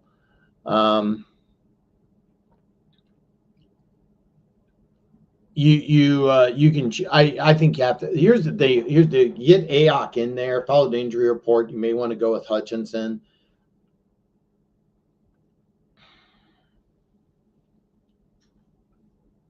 The Montgomery, Bigsby, Brown situation's tough because with Bigsby you could be getting 20 to 25 touches. That's kind of what I'm looking at, and Montgomery I think is more likely to score than Brown. Brown, of course, is the bigger home run threat, but you're going against a really tough Browns defense. I'll be honest with you, I would sub out Brown and keep an eye out. If Bigsby is the starter and he gets 25 touches, you're going to hate yourself for putting in the guy that's only going to get 10. This is tough, man. Tough. I'm giving you a lot of different scenarios. So I apologize. I'm not giving you clear-cut answers, but I do like Mahomes. I do like Hall. And Butker's going to put up some points. So good luck, Siobhan. Stay in touch with me. Let me know what you do, brother, and let me know how you can do because I want to help you. You're obviously got some good players here. And when Hawkinson or Njoku get back, you have some really solid options. So hopefully it helped you out, but I feel like I just ranted a lot, and I know you waited, so I apologize. You starting Mason, Devontae, or Addison for your flex. That's a tough one. I always like 3 down running backs. Mason may or may not play. I honestly think Addison would be the best matchup. I really believe this. You're at home. I know they gave up 9 points to the Cowboys. I still have a lot of questions about the Lions defense. I think that was more the Cowboys just falling apart than it was Detroit being this juggernaut, especially on defense. I would lean towards Addison, but keep an eye out. I'm going to level with you. Not only do I worry about Mason's shoulder after that performance, after that 76-yard touchdown run, I could see Garando eating some touches away. I mean, I really could. I recommended Mason, and he looked like he was going to have a great game against Seattle. Chiefs defense is completely different, and even though he's not on the injury report, I know that there was talk early that he wasn't even going to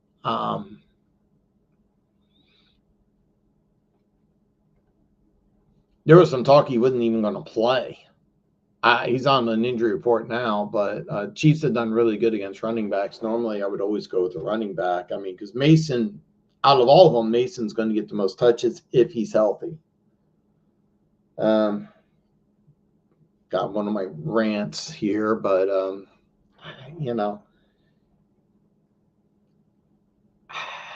I'd probably go Addison, man.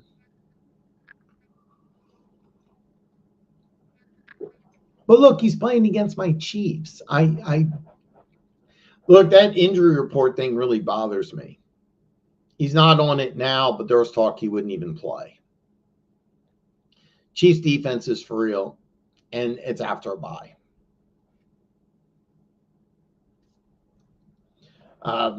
So for me, it's either Mason or Addison. Keep in mind, Mason, if healthy, is going to get 20 touches. Addison could have a monster game. So good luck. Good luck. Let me know what you do, man. Let me know what you do. I'm leaning towards Addison. Keep in mind my Chiefs fandom might be eating into that. Yeah. Boofy's trade, the Najee trade was, yeah, he needs to make that trade, man.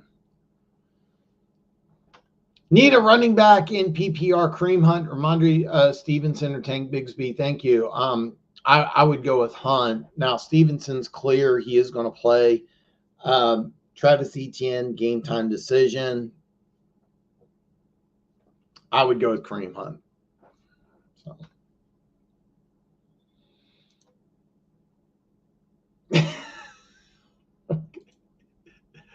Oh man. Friday. It's Friday, man. It's Friday. It's very, very, very crazy. Very, very crazy Friday. Perry says Johnson and Campbell need to run the ball with David Montgomery a lot. No more stupid trick plays and throws to the offensive lineman with touches in and out. Every point is critical. I really, really, really, really believe this too. And the Vikings are playing well. And that defense is so much fun. I love watching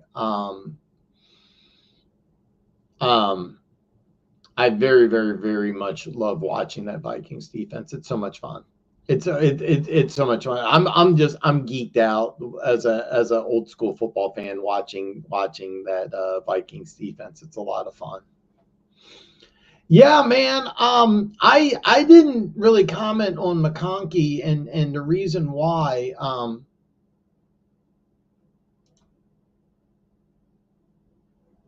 I'm sorry.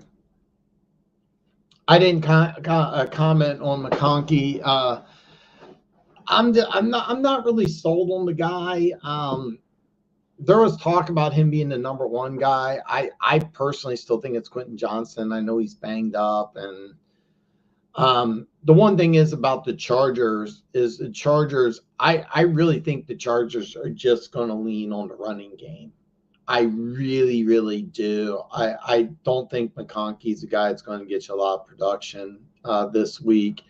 And honestly, I don't know how they're using them because you have Joshua Palmer and Quentin Johnston, I think, are the 1 and 2, and then McConkey's the 3. Devontae Smith and Douglas are starters, and the same thing with Montgomery. That's why I kind of overlooked it. I think having him on your bench is smart. This is of all the questions I've had, like this one just I'm stumped almost because I don't know what to do with Achane, Brown, Montgomery, and Bigsby. If you're okay, I'm not a morning person. I live in Vegas where that London game is going to come on at 6:30. Full disclosure, I'm doing play-by-play for the Chiefs. That game is going to start at 1:30. I haven't set up the live stream yet. If you get a chance, Chevon 1107, please tune into that. Normally on Friday's show, I have the live stream set up. I have the link available so you can save it. This week's been a little hectic, so I wasn't able to do that yet. I'll have the live stream set up later tonight.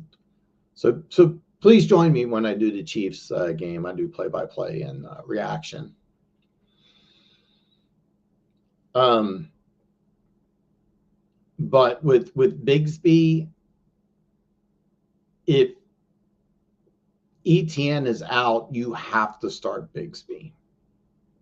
Whether you want to put him in over Achane or whether you want to put him in on Brown, that's a whole nother thing. Is with Achane, he's off the injury report. Mozart is also healthy. How are they going to do that? I have no clue. I don't know if Achane's going to get 20 touches, if he's going to get 5. you have the Colts defense. So if A-Chain does well, your Colts defense is not. And by the way, I'm not a fan of the Colts defense, but that's I've already, you know, I'm giving you a bunch of nothing already. So I feel absolutely terrible about this. Because I can go back and forth and I can make a strong case for Montgomery. I can make a strong case for A-Chain. I can make a strong case for Brown. I can make a strong case for Bigsby, and you can only play two. I would put Ayuk in over Devontae Smith. Let's just nail that one. I almost think you have to. All right. Let's say you stick with A-Chain. I would like to see you. This is just personal preference. I like Zach Moss and I like more than Chris Brown. You're going against a tough defense, a really tough defense. Zach Moss is much better in pass protection, undoubted, like unquestionable. Zach Moss is the bigger back, unquestionable. But they like Brown better. I don't get it. I don't like it. I can make the same argument for Montgomery and Gibbs. The issue is that you have a much better offensive line. And you are definitely with Brown, even though they're using him more, there's no guarantee that he's going to get anything more than 10 touches. With Montgomery, you're guaranteed to get more. Bigsby starts, you're going to get double, maybe triple the production. Let's say you don't want to wait. Let's say you live out in Vegas like I do, and you don't want to wake up at 6 in the morning. Since you're rolling the dice with A-Chain, I would not roll the dice with Brown, and I want to get more steady production.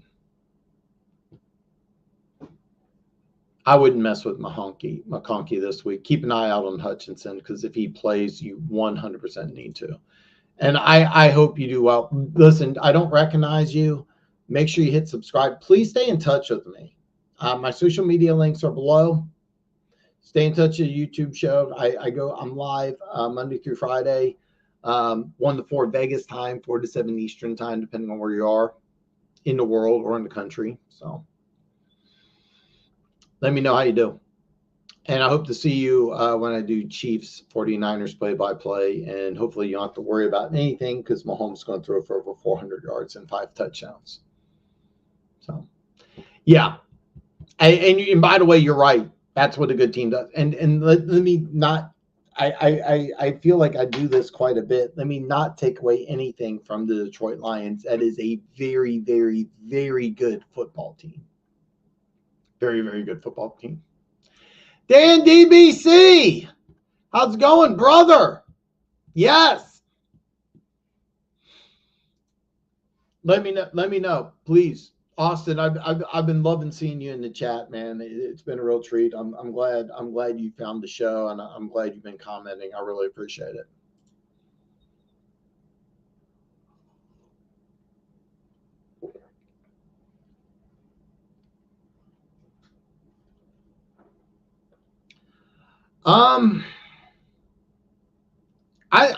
I think even without Aiden Hutchinson, you may be better than in the 20s.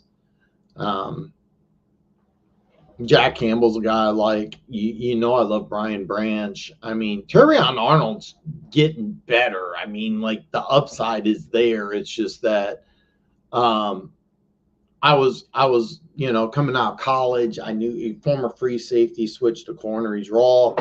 Rakestraw was a guy I thought that would be used a little more, but he's still a solid dude. Could be a potential starter. I mean, it wouldn't surprise me 2025, your 2 starting corners are Arnold and Rakestraw. Wouldn't surprise me one bit. But yeah, your offense is top 5 to 10. Maybe it's an insult to say that they're only top 10. Maybe they should be top 5. All right, listen. Thank you. Perry says, like and subscribe, guys. Get your friends and family. Check out the channel. Please do.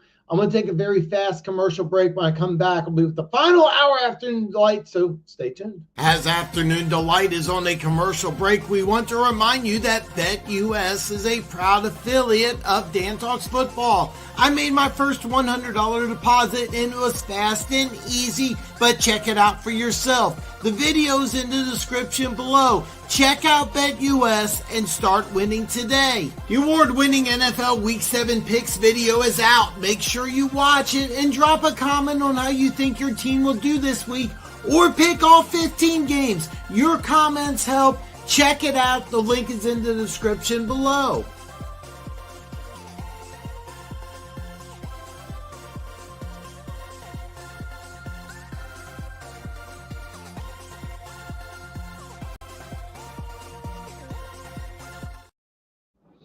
Yes!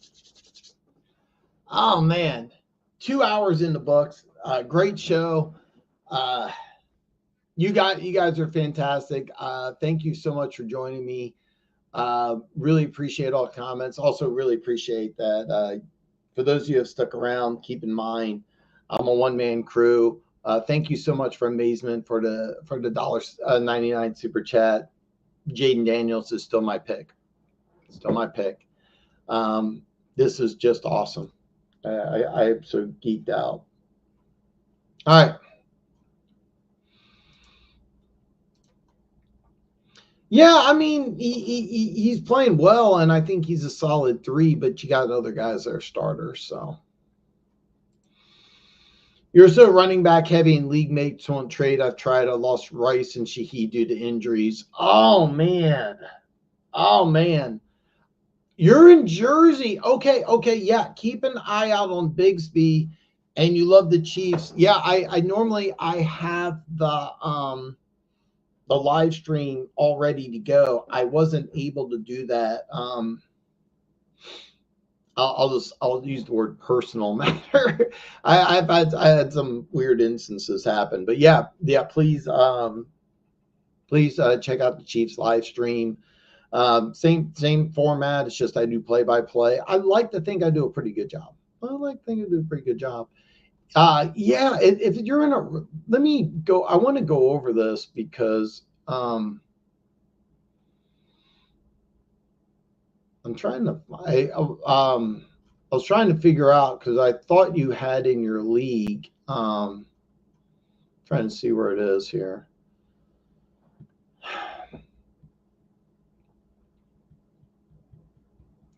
I mean, you got some running backs here, and it stinks that you can't make some trades. And this is the one thing I want to point out is that there's some fantasy football leagues where you everybody trades, everybody likes each other, and then there's other leagues I've been a part of that nobody wants to trade in. And that's why, like, a lot of the advice I give, I always ask, I need a little more information. And yeah, I mean, to tell you the truth, you should be able to make some moves. Now, full disclosure, and I'm going to do some fantasy football draft videos this summer. I always recommend try to have, keep in mind, everybody's got different personalities, different types. There was this guy who would just for fun would just do like the dumbest trades in the world. Now, this is several years ago, so I'm changing the players, but he would go, I'll give you, trade me Saquon Barkley for like I don't know, Jimmy Garoppolo. And he would do that to everybody in the league, and he'd go, yeah, it's just meant to be funny, but if someone says yes. So anytime he would send a trade, I'd see his name come up in a trade, I'd hit delete. So we worked together. So he sent me an IM at work, and he's like, why'd you delete my trade? And I was like, I didn't even look at it. And he's like, oh, what are you talking about? It's a good trade. And I was like, all right, what is it? And I declined, but it was a real trade. And I said, well, you send all these stupid trades every week to everybody. So when I see your name come up, I just auto delete the trade. And because he kept on doing that, like he did it every single week, he thought it was funny. But because he did that, I didn't want to trade with the guy, even when it was a legit trade. Now, I'm not accusing you of doing that, but one of the things I recommend is that when you go into a fantasy football season, somebody commented a couple weeks ago, well, I'm in a fantasy football league with work guys. I wanted to make a fair trade so it's fair for both sides. And I'm like, no, screw that. You're here to win. And I want you to do everything possible so that you can win. And then after you win that trade with that guy and you win your fantasy football league, buy him a Coke. Don't gloat. Don't be a jackass when you win, but win. Do everything you can. So I recommend that when you go into your draft and how you handle yourself in trades is don't be the jackass who does these stupid trades like that, like this guy. By the way, this guy, that I think that year he either won or he got into money. I do know that. I don't think he won. He was either in this league is 12-person league. First three money, fourth gets a freebie. I think if I remember correctly, and I could be wrong, I think I finished third, and he may have made it to the championship, or he finished fourth. I know I didn't play him in the playoffs. He had a really good team. He had a really good team, but because he acted like a jackass when he tried to make trades, people didn't want to trade with him. That's my point. And there are some times that the draft is more important than the season. There's a lot of fantasy football leagues I've seen and I've been in where trades are the most important thing, and everybody makes 2 to 3 trades a week. That's just how it happens.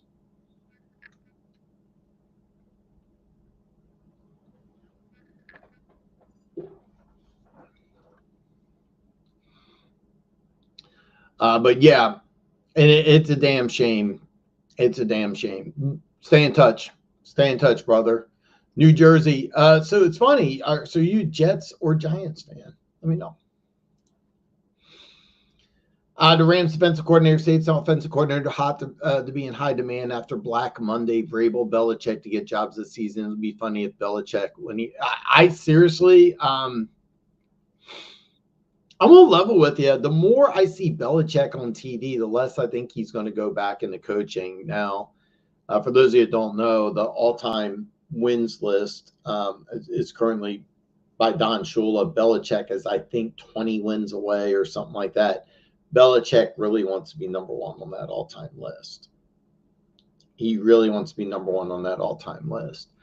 I also think that there's something that he wants to prove that he can do it without Tom Brady. That said, I think he's really getting a kick out of doing TV. I think he likes being with his 27-year-old girlfriend. Nice. I'm always a fan of an older guy dating a younger girl.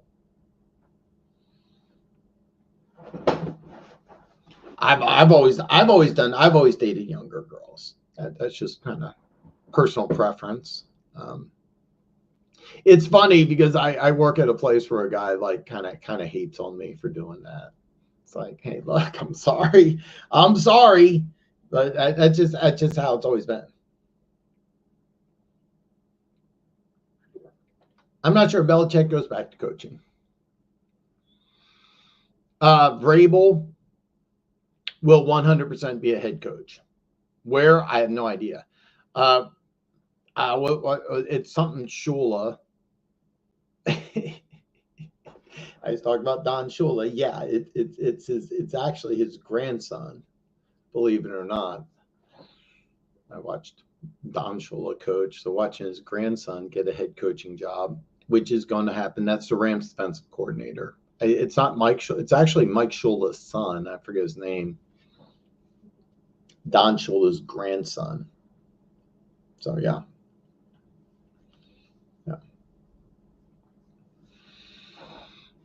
But I'll be honest with you, I would love Belichick and the Giants. Jordan, what's up, brother? Do I go with Kirk or Kyler this week? Okay, so do I have enough time to kind of rant about this? Okay, rant.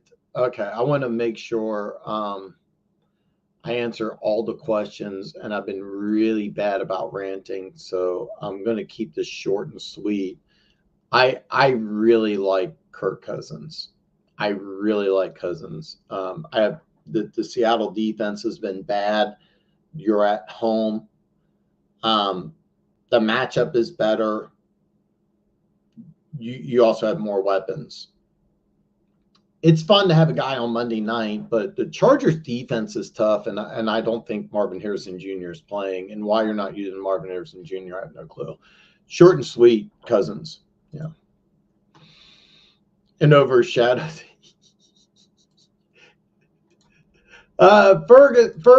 Ferguson is on a bye. I'm streaming a tight end this week. Do you have Otton over Schultz and Henry? Ooh. Dan, that's a good question. Because I'll be honest with you, I like all three of these tight ends, and I can make a strong case for all of them. Henry has a nice matchup against a Jacksonville team that's in kind of disarray. Could be looking at possible coaching change. Dalton Schultz, be honest with you, I thought would be a little more productive. I'm kind of expecting with Nico Collins out, I really thought he'd get kind of an uptick in production. It hasn't really worked that way. Look, I've said this many times, and it's a personal preference thing, and I'll use the same phrase that I use over and over and over again. What's your favorite flavor of ice cream? Is it chocolate or strawberry? Well, I love playing guys on Monday night, especially in the fantasy football league. Ideally, you don't need to worry about it. I like Otton because I know what the Chiefs did is they picked on the Ravens linebackers in coverage. And I kind of think that I could see Otton being used the same way. Leaning towards Otton. You have three good options, though, I'll be honest with you. If I want to answer every question, and I don't want to diminish your question, but I like Otton by a little bit, but I think you have three really good options. I really think you have three good options. I don't think you're making a bad play. That said, I kind of like the Monday night option. That way you don't have to worry about anything. Ideally, you're up by 50 points and you're just laughing at the guy. By the way, let me know Monday or Tuesday, if you have to wait till Tuesday, how much you won by. Stay in touch with me, Dan. I recognize you, man. I don't know what the thumbnail is. I think it's kind of cool, to be honest with you. And also, you have a great name. Yeah, I think so. Yeah, you have a very bright future. And I agree with you, man. I agree with you. It's funny because like that guy I was telling you about, I never traded with him, and it was out of pure spite. Even if he gave me a good trade offer, I was like, look, you're such a jerk, you're gonna do all this BS. No. And people don't trade suck. Yeah, make some. Listen, if you're in a fantasy football league, you got to make trades, and I think you have to draft well. And next year I'm going to do some trade options as well. Yeah, it's going to be a good game. Here's the deal. You got to make some trades because unless you draft phenomenally well, you're going to have somebody go down. There's always something that's a little unexpected. But I one thing I will say, it is every man for himself. Somebody brought in a couple of weeks ago, somebody brought in a comment that he wanted to make a trade that was fair because it's a coworker. F that. You have to make trades in fantasy football. You really do. You have to win those trades. It's very important that you win these trades. And I was thinking about this, because I'm going to do some videos on fantasy football drafts next year. I didn't do any of that this year. I wasn't expecting fantasy football talk to really I really didn't expect to hear so many people tune in for it, to be honest with you. But you have to make some trades. There's always questions about productivity. There's always questions about injury, and you have to make good trades. Some players are going to get injured, and you have a good opportunity to improve your roster. So, yeah, you have to make some trades. You really do. And you can take advantage of this. You can improve your roster. For example, CMC went down. All right. Now, you have a good team, but the player who has CMC go down, you can make a trade with him and improve your team at either quarterback, receiver, tight end, or a combination. You may be able to make a trade where you improve at multiple positions. Making good trades is how you win in fantasy football. Players always get hurt. It's production levels are always a little off. For example, Patrick Mahomes has not been a fantasy football juggernaut.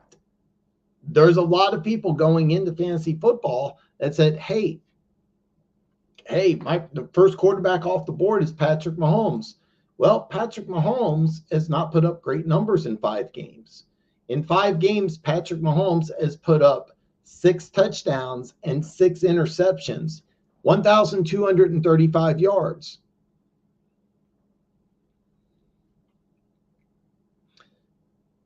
This is not winning you a fantasy football championship, but you probably drafted Patrick Mahomes higher than some other guys. All right, let's go for example here. I wish I would have done this, like, I wish I would have had this prepared before, but let me throw this out at you. 11 touchdowns, 4 interceptions, 1,111 passing yards in 5 games. Okay, I'm gonna have to. I wish I would have done this before, but all right, bear with me. But this is a great question. Why do you make a trade? Well, here's why. What's better? 1,235 yards, 6 touchdowns, 6 interceptions, or 1,111 yards, 11 touchdowns, and 4 interceptions? Well, let's see, 11 touchdowns and 4 interceptions. You know who has the 11 touchdowns and 4 interceptions? Sam Darnold.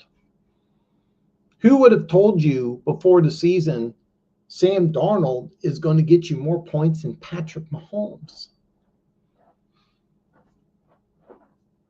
That's why you make trades. So, hopefully my ranting is to a minimum. I'm going to answer every single question. I'm not letting anybody. I'm not ending the show till I answer every question. Denver Gator. It's kind of weird because I thought this whole time you were a Saints fan. Didn't you pick the Saints to win? Denver Gators really doing well. It's so good to see Denver Gator in the chat. You have Tyron Tracy on the bench too. Oh God! And you really cannot get anybody to trade you a receiver. Jesus Christ, that sucks. That sucks, man. Yeah. Jeffrey, man, I'm glad to see you in the chat again, brother. I like the way he played. I mean, you have to realize it's only his second start. I like the arm. I like the mobility. You're playing against a really, really, really good defense. Cesar Ruiz, that was the name I was thinking of. He's your starting center. He's out. Really, really good player. You have a rookie left tackle, and then you switched Trevor Penning, who was a first-round pick a couple of years ago, who was going to be a left tackle, bust, moving over to the right side. Played pretty well, actually, but you have some issues in the offensive line. Your top 2 receivers are out. I thought he played well. I kind of want to rant on this a little bit, but I'm going to make sure I answer every question. Going into the offseason, if they don't make a coaching change, first thing you have to ask is that how do you feel about Derek Carr and Spencer Rattler going forward? Because if you see enough in Spencer Rattler that you think he's the future for the franchise, you have a really good opportunity to rebuild this defense, because this is a defensive heavy draft, and Chase Young has not gotten it done. They signed him to a 1-year deal. He's not the answer. I would be shocked if the Saints even thought about signing him again. But if you see enough out of Rattler to think that he's your future at quarterback, and you have an opportunity to really rebuild this defensive front line, which you have to do this offseason, it's always best to build through the draft. But yeah, I thought he played pretty well.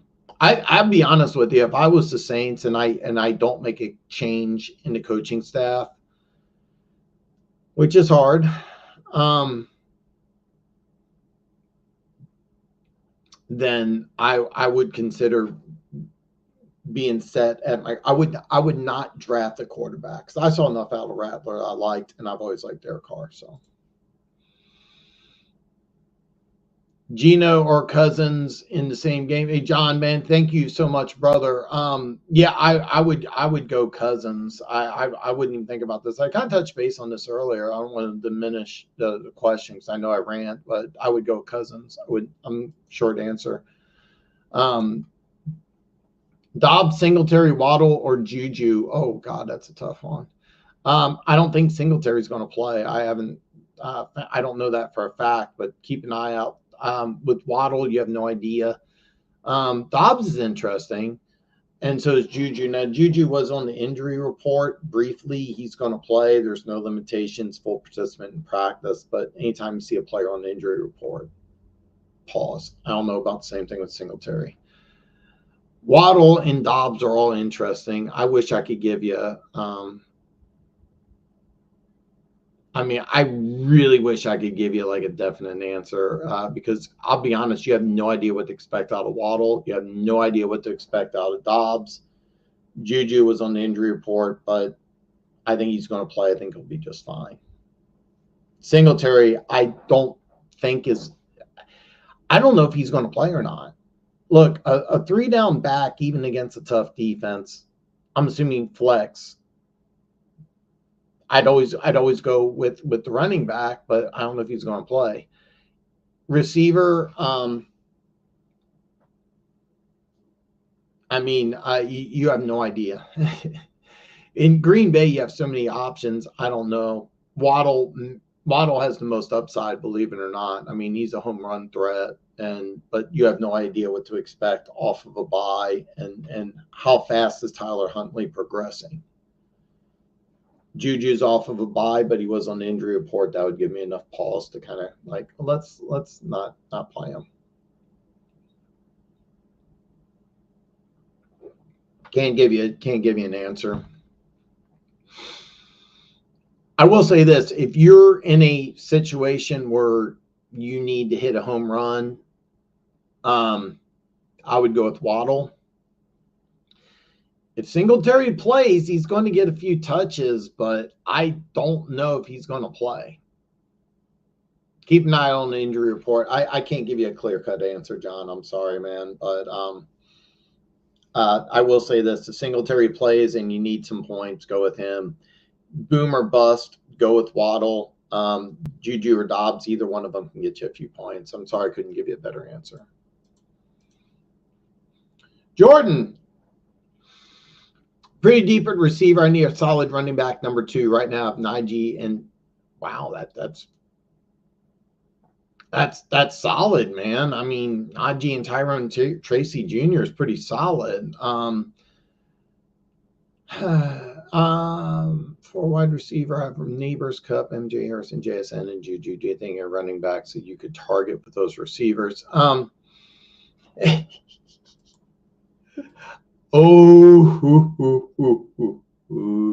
right. I'm so glad you brought up this, because Brooks is coming back to practice. No clue when he's going to play. It may not even be next week. He's just starting to practice. Unlimited potential with Jonathan Brooks. I love the way Chuba Hubbard's been playing. Carolina gave a lot of money to Miles Sanders. Still unlimited potential, Brooks. All right. So Kupp probably isn't going to play. Marvin Harrison Jr., that's a tough one. Neighbors is going to play, and JSN, the issue is you never know who's going to hit or miss with Seattle. Even though DK Metcalf's been pretty solid, JSN's been wildly inconsistent. With Juju, you have some production value. Okay, so you need a solid running back number 2. I get it.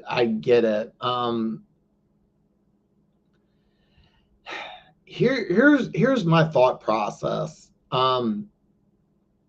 You have some issues. Neighbors comes. You have to make a move after this week. All right, Neighbors. I expect to come back, and you're solid. That's your perfect situation. Ideally, what you're looking at is either JSN or Juju has a good week and you can sell high. Okay?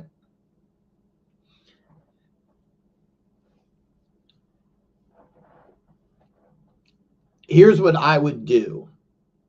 I would make a move to sell after this week, JSN or Juju, whichever one you can sell higher. Okay? Running backs that you could sell, running backs, I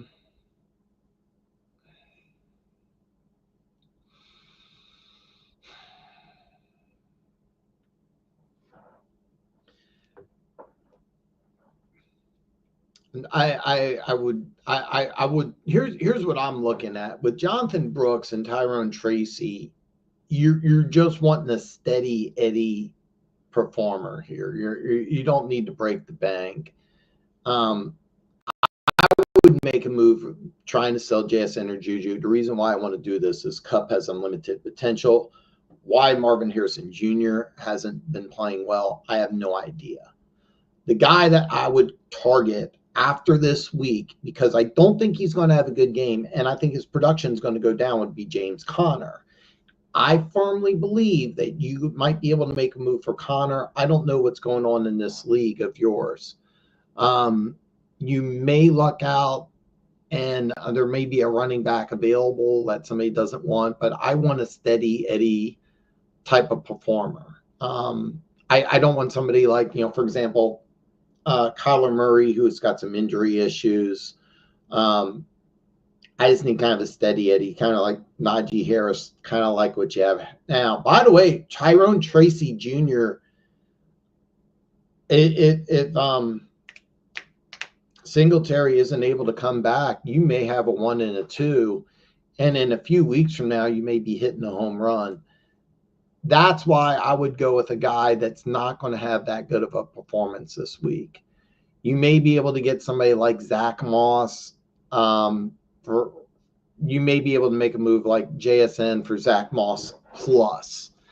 The reason why is that you have a good 1-and-1.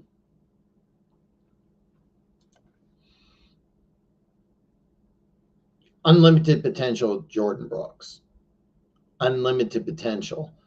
You may, if you have by the way, you might be able to target Chuba Hubbard. Might. I really don't think JSN or Juju is going to be good enough. I would hold on to Kupp, and I would hold on to Marvin Harrison Jr. And the reason why, I'm looking at your team. You may luck out and get Brooks, Tyrone Tracy Jr., and Najee Harris. You may get 3 solid starting running backs. And then with Cooper Kupp and Neighbors, you may get number 1 receivers. And then which one has the most potential, Marvin Harrison Jr., JSN, or Juju? It's Marvin Harrison Jr.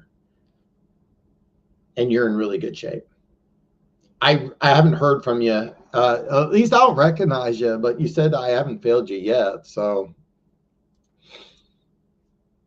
What I would do in your situation is I would look whichever one has the better week, JSN or Juju Smith-Schuster. I would try to trade them for a steady Eddie type of running back, because you have a chance with Jonathan Brooks to get a guy that could be 20 to 25 touches a game and be a top 10 running back.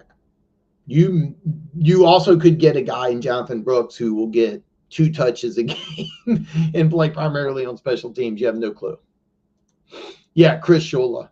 That's his name. Yeah. Yeah, let me know. I'm leaning towards Otten too, but oh God, oh man. Oh man. Tucker.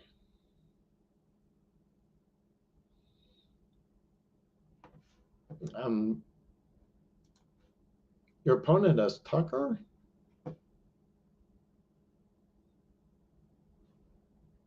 I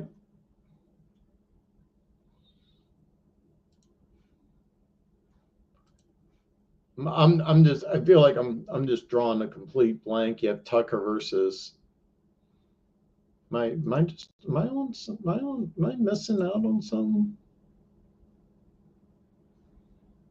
Because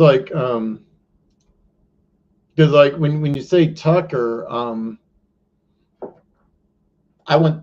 thinking of Tucker Kraft, the Packers tight end. Am I missing something? Yeah, I'm thinking Tucker Kraft, the Packers tight end. And he plays early. Let me know. Am I missing something? Exactly. Okay, so yeah, Perry, you're 100% correct. If you're not getting value, trade. Then don't make a trade. But in fantasy football, you always have to try to upgrade your roster. I've been in some leagues where I just keep what I have, but if you really want to win, you got to make a move, and you have to make a move where you're getting the better end of the deal. That's how you win championships in fantasy football. You've got to make trades that benefit you, because you have to take advantage of opponents' mistakes. I was in a fantasy football league, and I forget the player. The guy was hosting it at his house. He just bought a house. And I was kind of mad because he'd been living there for like six months. And I lived like 3 blocks away, and he never had me over. He had a pool table, like a whole setup. And he's like, well, you're over now. And I'm like, dude, are you serious? Anyway, he was setting everything up, and he chose a player that just got injured, tore his ACL, out the whole year. In a move, he made the move, and then he found out the next day, and we're all like, yeah, we all knew this. We were wondering why you did it. Kind of a dick move that somebody didn't step in and say anything.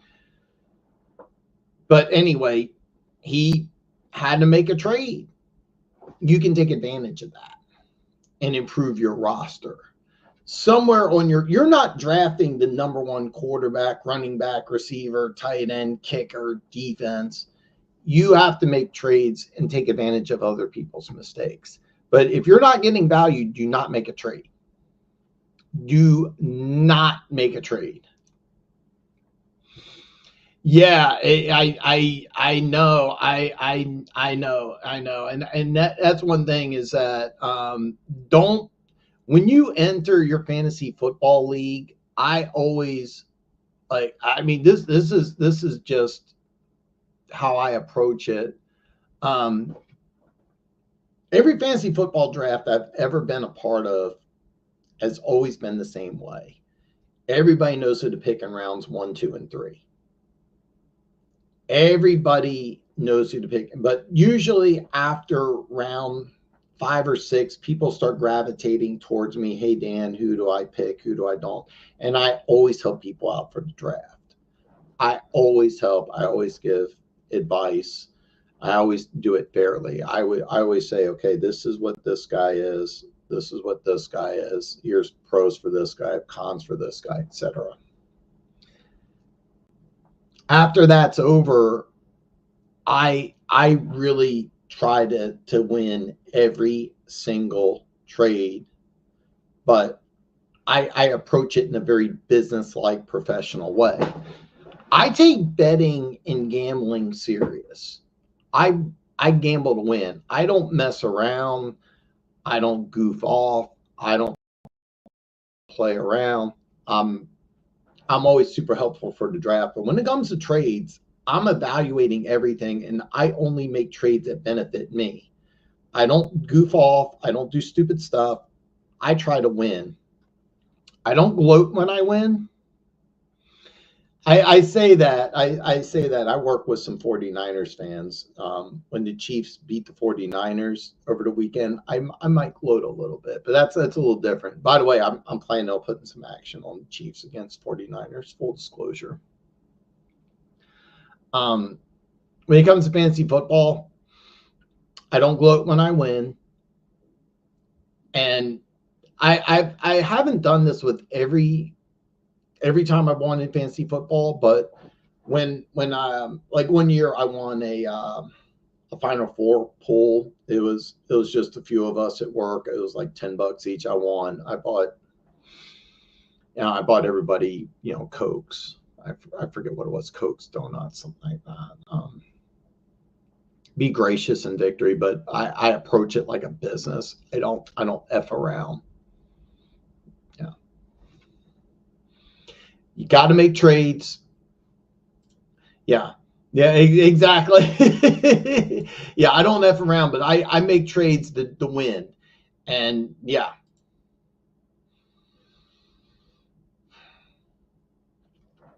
That's a tough one. Julian Walker. Should I flex Monty, Douglas, or McConkey? Even though the matchup isn't the best, I would go with Montgomery. You're more likely to get the most touches, even though you're playing a tough defense. You're probably most likely to get a touchdown out of Montgomery, so I would go Montgomery. This would be the Carolina Panthers, but yeah. Absolutely. I mean, there's not. He's a high dollar. Here's the deal. You if you trade him, you have to eat some of that money. It's more of a financial situation because you signed him to a massive deal and he's just not been productive. So if you can find a team that's willing to eat the cap, then yeah, absolutely.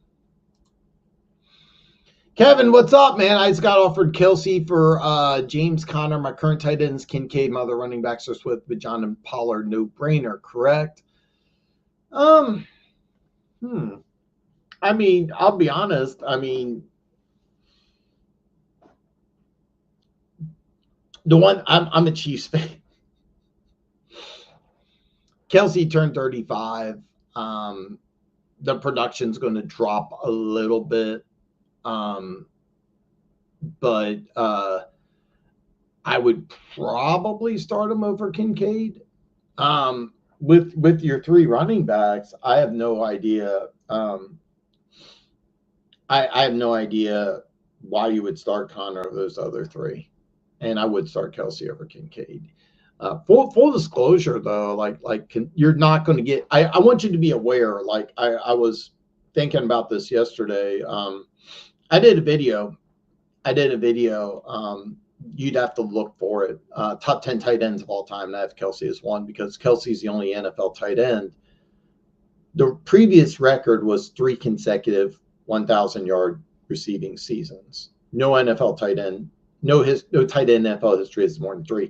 Kelce has 7. That ended last year with 9. It was like 984, and he sat out the final game of the season. He could have played, but wouldn't stay healthy for the playoffs.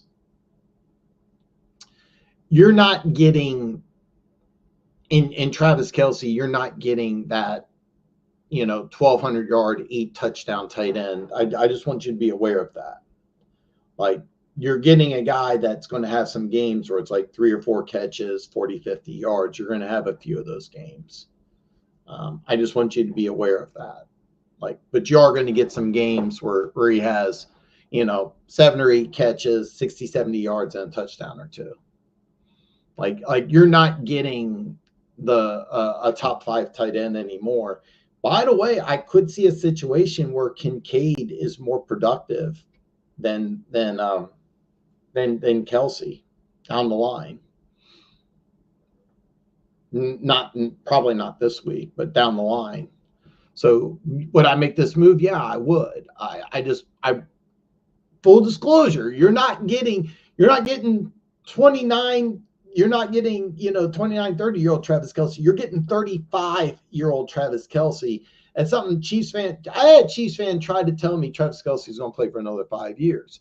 I have a buddy of mine who used to come on the show quite a bit. He's not able to. He told me that he sent a clip of Travis Kelce saying, "Oh, I'm going to play till the wheels fall off." So he'll probably play for at least 3-4 years, right, Dan? That's what he said. You can't argue with what he said. Oh, yes, I can. Oh, yes, I can. You're 35.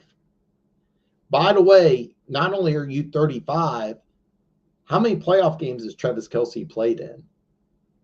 That's a lot of wear and tear. I mean, you have to understand one thing about the Chiefs, and I always explain this because I'm a Chiefs fan. Do I think Chiefs are going to three-peat? I always say no. You have to understand, after that 17-game regular season, the Chiefs played 4 very tough games after a brutal 17-game season. That wear and tear adds up on you. You're not – Travis Kelce is 35, but Travis Kelce has played in how many playoff games? Because every single year he's been in the league, except for 2014, which was his first full year as a starter, he's been in the playoffs. I would make the trade. I just need you to know you're not getting the 1,200-yard, 12-touchdown tight end that you may be thinking you're getting. So just full disclosure, Kevin. Should I trade Montgomery for Deontay Johnson and Chase? Yeah. I mean, look, you part-time running back versus part-time running back. Okay. Deontay Johnson's almost a wide receiver number 1. I mean, like unless he's, I 100% make this move unless you're not starting Deontay Johnson, but I have a tough time. I have a real tough time. Oh, okay. Yeah, ooh, God, yeah, that's a tough one. I was a little nervous starting Chase Brown this week. The Browns defense did really, yeah, exactly. That's why I'm not really high on Chase Brown. So here's the deal: you have Chase Brown and you have Zach Moss, and I like Zach Moss a lot more than I like Chase Brown. I was fully expecting Zach Moss to be the 15 to 20 touch a guy, while Brown I was kind of think would be 5 to 10. It's been flip-flopped.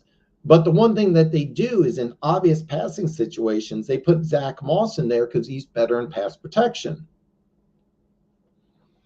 Look, if I'm playing the Cleveland Browns and I got some really good receivers and I'm playing against that pass rush, I'm probably playing Moss a little more than I'm playing Chase Brown because I got to keep number 9 healthy. You see what I'm saying? So not only are the Browns defense play really well, and they did good against Barkley. Barkley's the full-time back. Chase Brown isn't. I'm not very high on Chase Brown this week. Okay, yeah, I thought you meant Tucker Kraft. That's what I was thinking. Okay, yeah, that's a tough one. I'll be honest with you. I don't think there's a team out there that's interested. I really don't think there's a team out there interested. I mean, look, if you're not getting playing time when receivers go down, that's a red flag. I would be floored if there was a team that would say, "Hey, let's get Sky Moore." I don't think there's any value. I fully expect after the season's over, I can't remember if his contract's up this year or next year. I think it's up next year. I do not expect him to be back. I don't even think he'll make the team. I really don't. By the way, if there's a team that's willing to give up like a 6 and then the Chiefs give back a 7th, I think the Chiefs would jump. Guy really liked coming out of college. Really don't get why he hasn't. Yeah. It can go either way. No, I get it. I mean, I'll be honest with you. Make this trade. Absolutely make this trade. Let me know. Let me know if you do it, but I would strongly recommend it. Rhinos Roundtable. Hey, chat. Hey, Dan, if Anthony Richardson, by the way, it looks like he is. Do you think the Colts can win, or do you think Miami wins because the Colts can't? I 100% think Miami wins this game. Miami's fresh off a bye. Tyler Huntley looked significantly better the following week. Now he has a bye, and he gets Mozart back. A-Chain's healthy. Jalen Wright's more involved in the offense. Yeah, I think. By the way, I want to know what you think. I think the Colts are making a massive mistake forcing Anthony Richardson back into the starting role when the team clearly looks better with Flacco. It's not, to me, it's a no-brainer. Look, you don't have Jonathan Taylor back there, so what do you do if you're Miami? Hey, look, you don't have the number one running back there. You got a quarterback who's off an injury that struggles with accuracy. And by the way, one thing about Miami is like their defense isn't good, but they got guys that can run on that defensive line. Like they got some athleticism and they got some speed. I seriously expect Miami to go old school, 8 in the box, press man, and just say go for it. I would not be surprised if the Colts score single digits. I would not be surprised at all.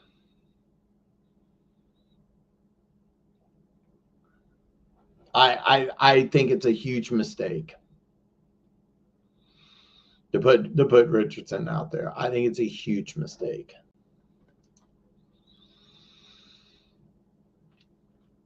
Miami is a mess with Tua. I think the Colts can win. I'm not high on Tyler Huntley. I think Miami should have brought in a veteran quarterback. I think Miami is tanking because So one of the things about I really thought that they should have if anybody should have brought in Flacco, it should have been Miami. And by the way, after this season's over, if they decide they want to go with Tua going forward, they will bring in a veteran. But no, I'm higher on Huntley than you are, but I don't think Miami will tank. I seriously think Miami. Here's what Miami, to my knowledge, here's what Miami's thinking. If we win this week, let me bring this up here because okay, so they're off of a bye. Here's what Miami is thinking. They play Arizona at home. They're thinking they can win that game without Tua. There's a good chance Miami can go at Buffalo 4-3 with Tua coming back. I would not recommend it if I'm Tua. But like, here's the deal. You have at Buffalo and at the Los Angeles Rams. These are tough games, but after that, you're home against Vegas and New England. You can win both of those games. You play Thanksgiving at Green Bay. That's a fun one. Look, if you're Miami, you're looking at the next couple of games and you're thinking, hey, look, if we can beat the Colts, which is a very winnable game, you can beat Arizona at home, also a winnable game. You're back at 4-3. You bring in Tua, you got a chance. I mean, all you got to do is get into the playoffs. I think it's possible. I don't think that they're going to tank. And by the way, they're expecting and planning on Tua coming back. That said, I'm 100% please Tua retire. But apparently he wants to play and the Dolphins want him to play. So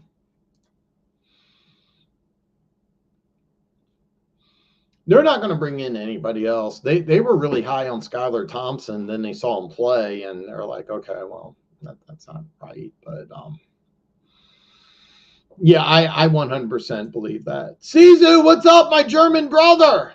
Yeah, I know. Hopefully it will. Oh, wow. Kyle Singer, what's up, brother? Love our cousins, full PPR. Thank you, man.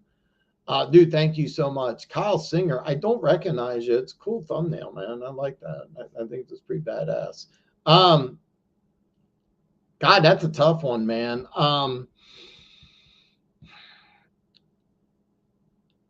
I would lean. By the way, I would lean towards Cousins barely. You're at home against a really bad Seattle defense right now. Okay.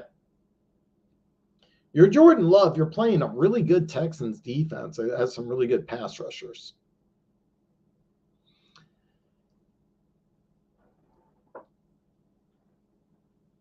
I'll be honest with you. I don't know which one's the better quarterback. I mean, the last couple of weeks, Cousins looked really good. So I'm leaning towards Cousins. Perry says Love. And you're going to get some differences of opinion, but I like the matchup better. I'm assuming it's only for this week. But I like the matchup. I think Seattle's defense is just bad right now. So I would go with Cousins. Good luck. Let me know what you do. Let me know what you do. I'm going to wrap up the show here in the next couple of minutes. But Kyle, since I don't recognize you, I hope you hit that subscribe button. Let me know what you do. Stay in touch with me because Monday, I hope to hear back from you, whether you go Love or Cousins, because it's a tough one. I'd rather you not take my advice and win than take my advice and lose.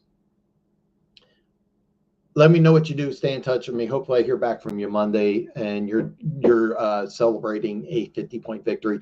This is where you gloat. You don't gloat. You don't talk trash to you can talk a little fun trash, but gloat here, not gloating after you win, because then you can't get those trades. I appreciate it. Yeah.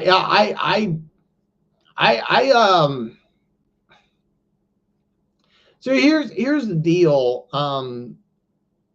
I think there's some issues with the Eagles' offense last week. Now, keep in mind, Jalen Hurts, well, that was bad. Did throw for 2 touchdowns. So, but I don't think I really think that this could be the week Moss plays a little better. So, I didn't know you're a Dolphins fan. Yeah, we need more Dolphins fans here. I had Pete from Pete's Takes. He's been on the show a couple times. He's a Miami Dolphins YouTuber. Really, really good show. If you haven't tuned into him, do. He's one to. I wish I could get him on more often. He's really good. Check out Pete's Takes. A good Dolphins fan. We need more Dolphins fans here. Jeff, what's up, my brother? I did not skip over you. I'm going to answer every single question. Should I bench Mason, start Kenneth Walker, and flex Pop Douglas, or start Mason and flex Walker? That's a tough one. All right, so first off, I don't think Mason's on the injury report, but remember he had that bad shoulder that he missed almost the whole game. There was talk that he wouldn't play. If he's not on the injury report, it's really hard to take a 3-down back and not play him. So, I mean, but the bottom line, I mean, I think you got to play Walker, and I think you got to play. Look, you play your 3-down running backs. That's the way I look at it. You just have more production. That said, I know Mason's on the injury report. You do have some risk involved because I don't expect him to have a great game. And also Isaac Garando, the 4th-round rookie out of Louisville, I really like that dude. Really like that dude. But yeah, I think you have to start Mason and Walker. Doesn't matter which one you play or flex.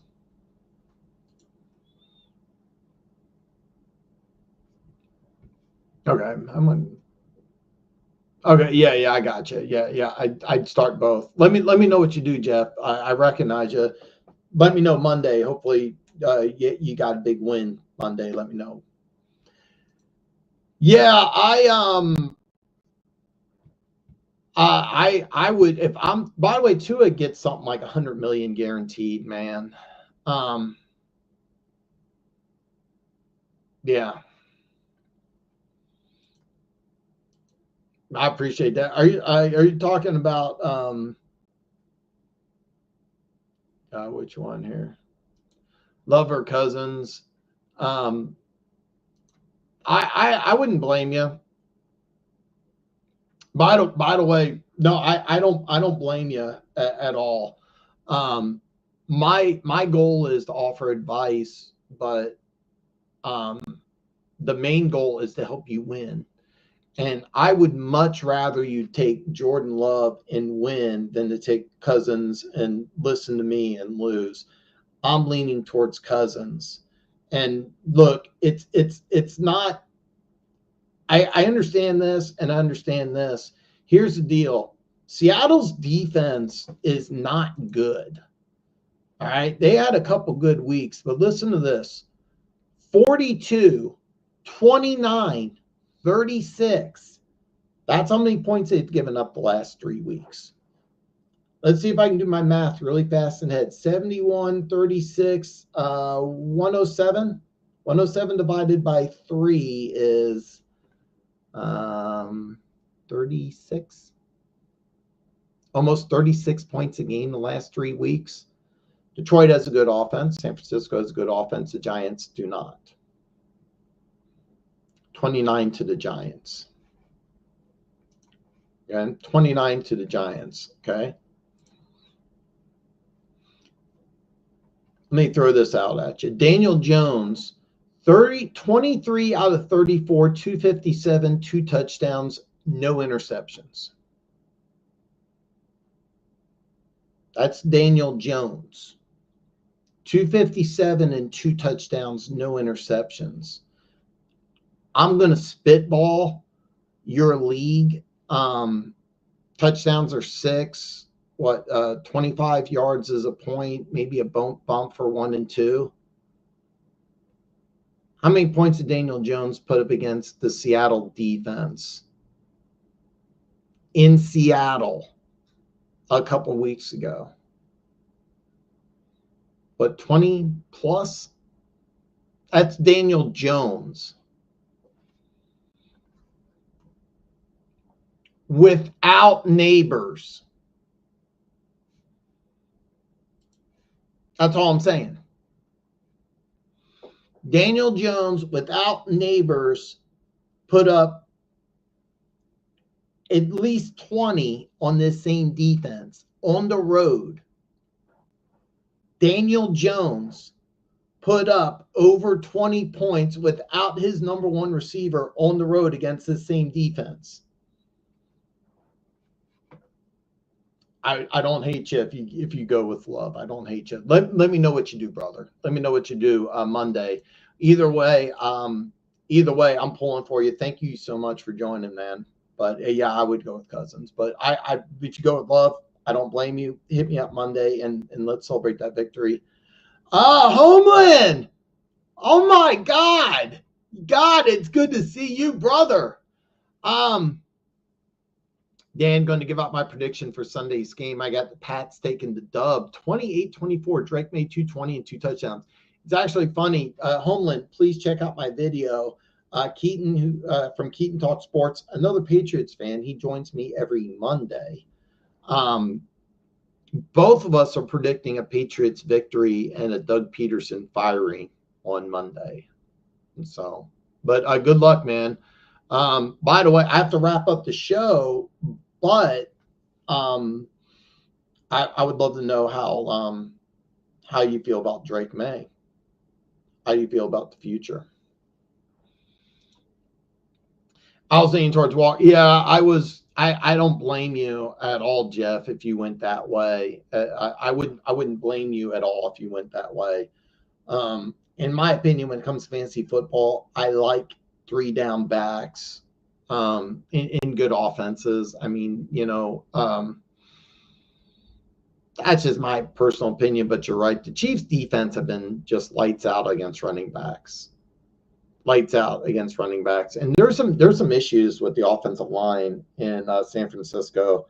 I am going to bet on Kansas City to win the game. By the way, Jeff, I'm doing play-by-play and reaction for the Chiefs-Niners game live. I hope that you can comment in. Come in and hopefully, whether you go with Mason or you go with Douglas, hopefully you take Walker and you get you some points. I have to go to work. Or else, I'd love to watch some more Canadian football. This will be my final question for the day. Julian, what's up, brother? Commented earlier, the offer I was sent was Montgomery for Deontay Johnson. My current wide receivers are Amon-Ra, Terry, DJ Moore, McConkey, and Douglas. My running backs are Kamara, Pollard, Money, and Pacheco, who's on the IR. Oh, okay. Okay. This is a little more difficult because if you make this move,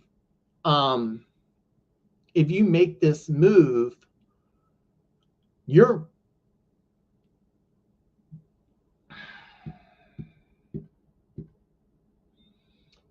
okay. Yeah, because if you make this move, you may not even be starting Deontay Johnson, but you're gonna miss a running back here sooner or later. If I remember correctly, so like the Saints have a Week 12 bye. Tennessee just had a bye. Wait a minute, Detroit just had a bye, didn't they? Yeah, they had. Okay, so the good news is that you got your buys out of the way, so you still have Pollard and Montgomery.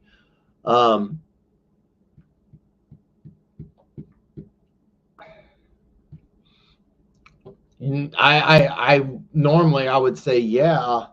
If I remember right, wasn't there something included in here? Let me see if I can get that comment in here because I thought you had somebody else included in this trade. Yeah, you're getting Chase Brown. Yeah. Okay. Yeah, thank you so much, man. I hope to see more of you in the future. I've seen you in here before, so I'm really glad you came back.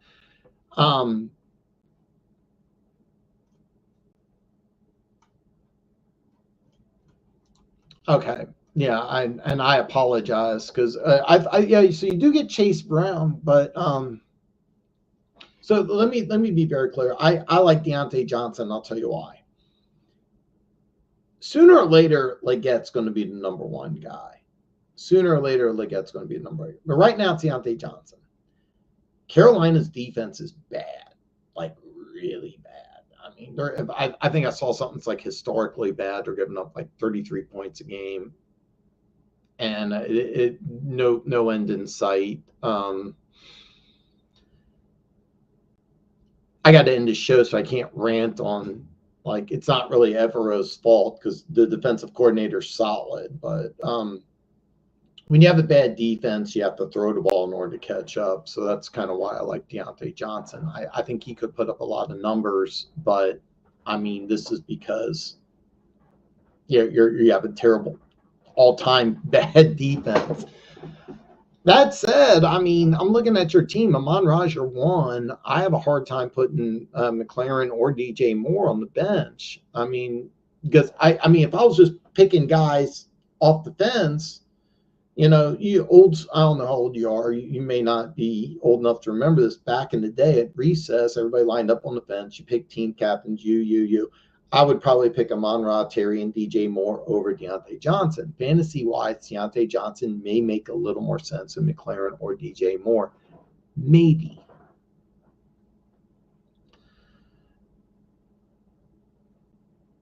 I mean, but you're limited on running backs. Pollard's, I mean, Pacheco, I'm a Chiefs fan. Pacheco is going to be out for a couple months.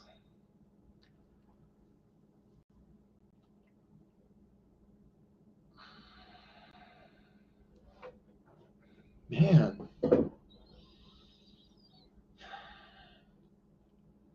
I like the idea that you get two players, but, and I like Deontay Johnson, don't get me wrong, but the one thing with Deontay Johnson, and I can't emphasize this enough, I like him.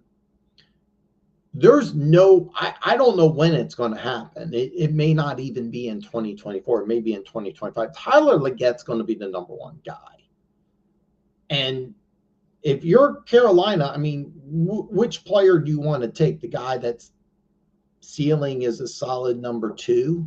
He's the number one right now, but it's a default. And he's getting a lot of production because Carolina's got a terrible defense. Sooner or later, it's going to be it's going to be Xavier Legette. I mean, sooner or later. I mean, the athletic potential. I mean, look, you're down. You want to give the ball to the 220-pounder who runs like a running back who's faster, or the 180-pound guy who's not as fast, runs better routes, that got good hands, but, I mean, come on.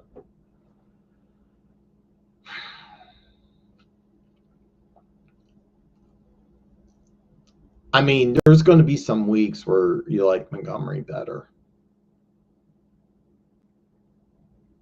I mean, you could make this move, and every week you, by the way, I'm assuming you started Kamara this week, but I mean, you could start Kamara and Pollard every single week and then go with three receivers. But Montgomery is a guy that when everything's said and done is going to get anywhere from 800 to 1,000 yards and 10 to 12 touchdowns. I mean, you're not going to get 8 to 10 touchdowns. You may get 1,000 yards, and you're in a PPR. But I mean, I like Amon-Ra, Terry, and DJ Moore better. So,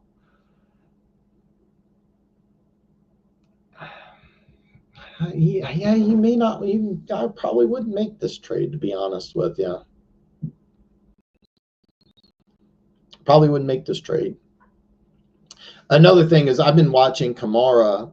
I don't know if he's injured and just not saying anything. I know he's frustrated, but he's lacked some explosiveness.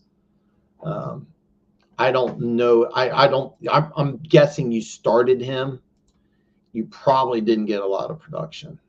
You probably started him. Now, full disclosure, Derek Carr's coming 7 carries, 10 yards, 6 receptions, 14. So even if you're in a PPR league, you probably got 6 points. And don't make this move, man. Yeah, sorry about that. Homeland says, I love Drake May. The way he performed against one of the better defenses in the league made me really grow on the pick. He had mistakes, but when you look at it, we turned the ball over 3 times, probably upset Houston. I didn't get a chance to watch the game. I saw when the score was 14-7, I started watching, and I saw Houston score, and I was like, okay, they're not, no. Yeah.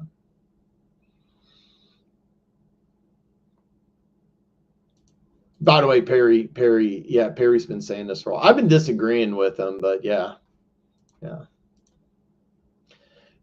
appreciate that, brother. Looking back on it, he should have started as soon as we were getting the Brissett. Yeah, I agree. I've been arguing with that. Oh, pick Legette up. Absolutely, pick Legette up. Yeah.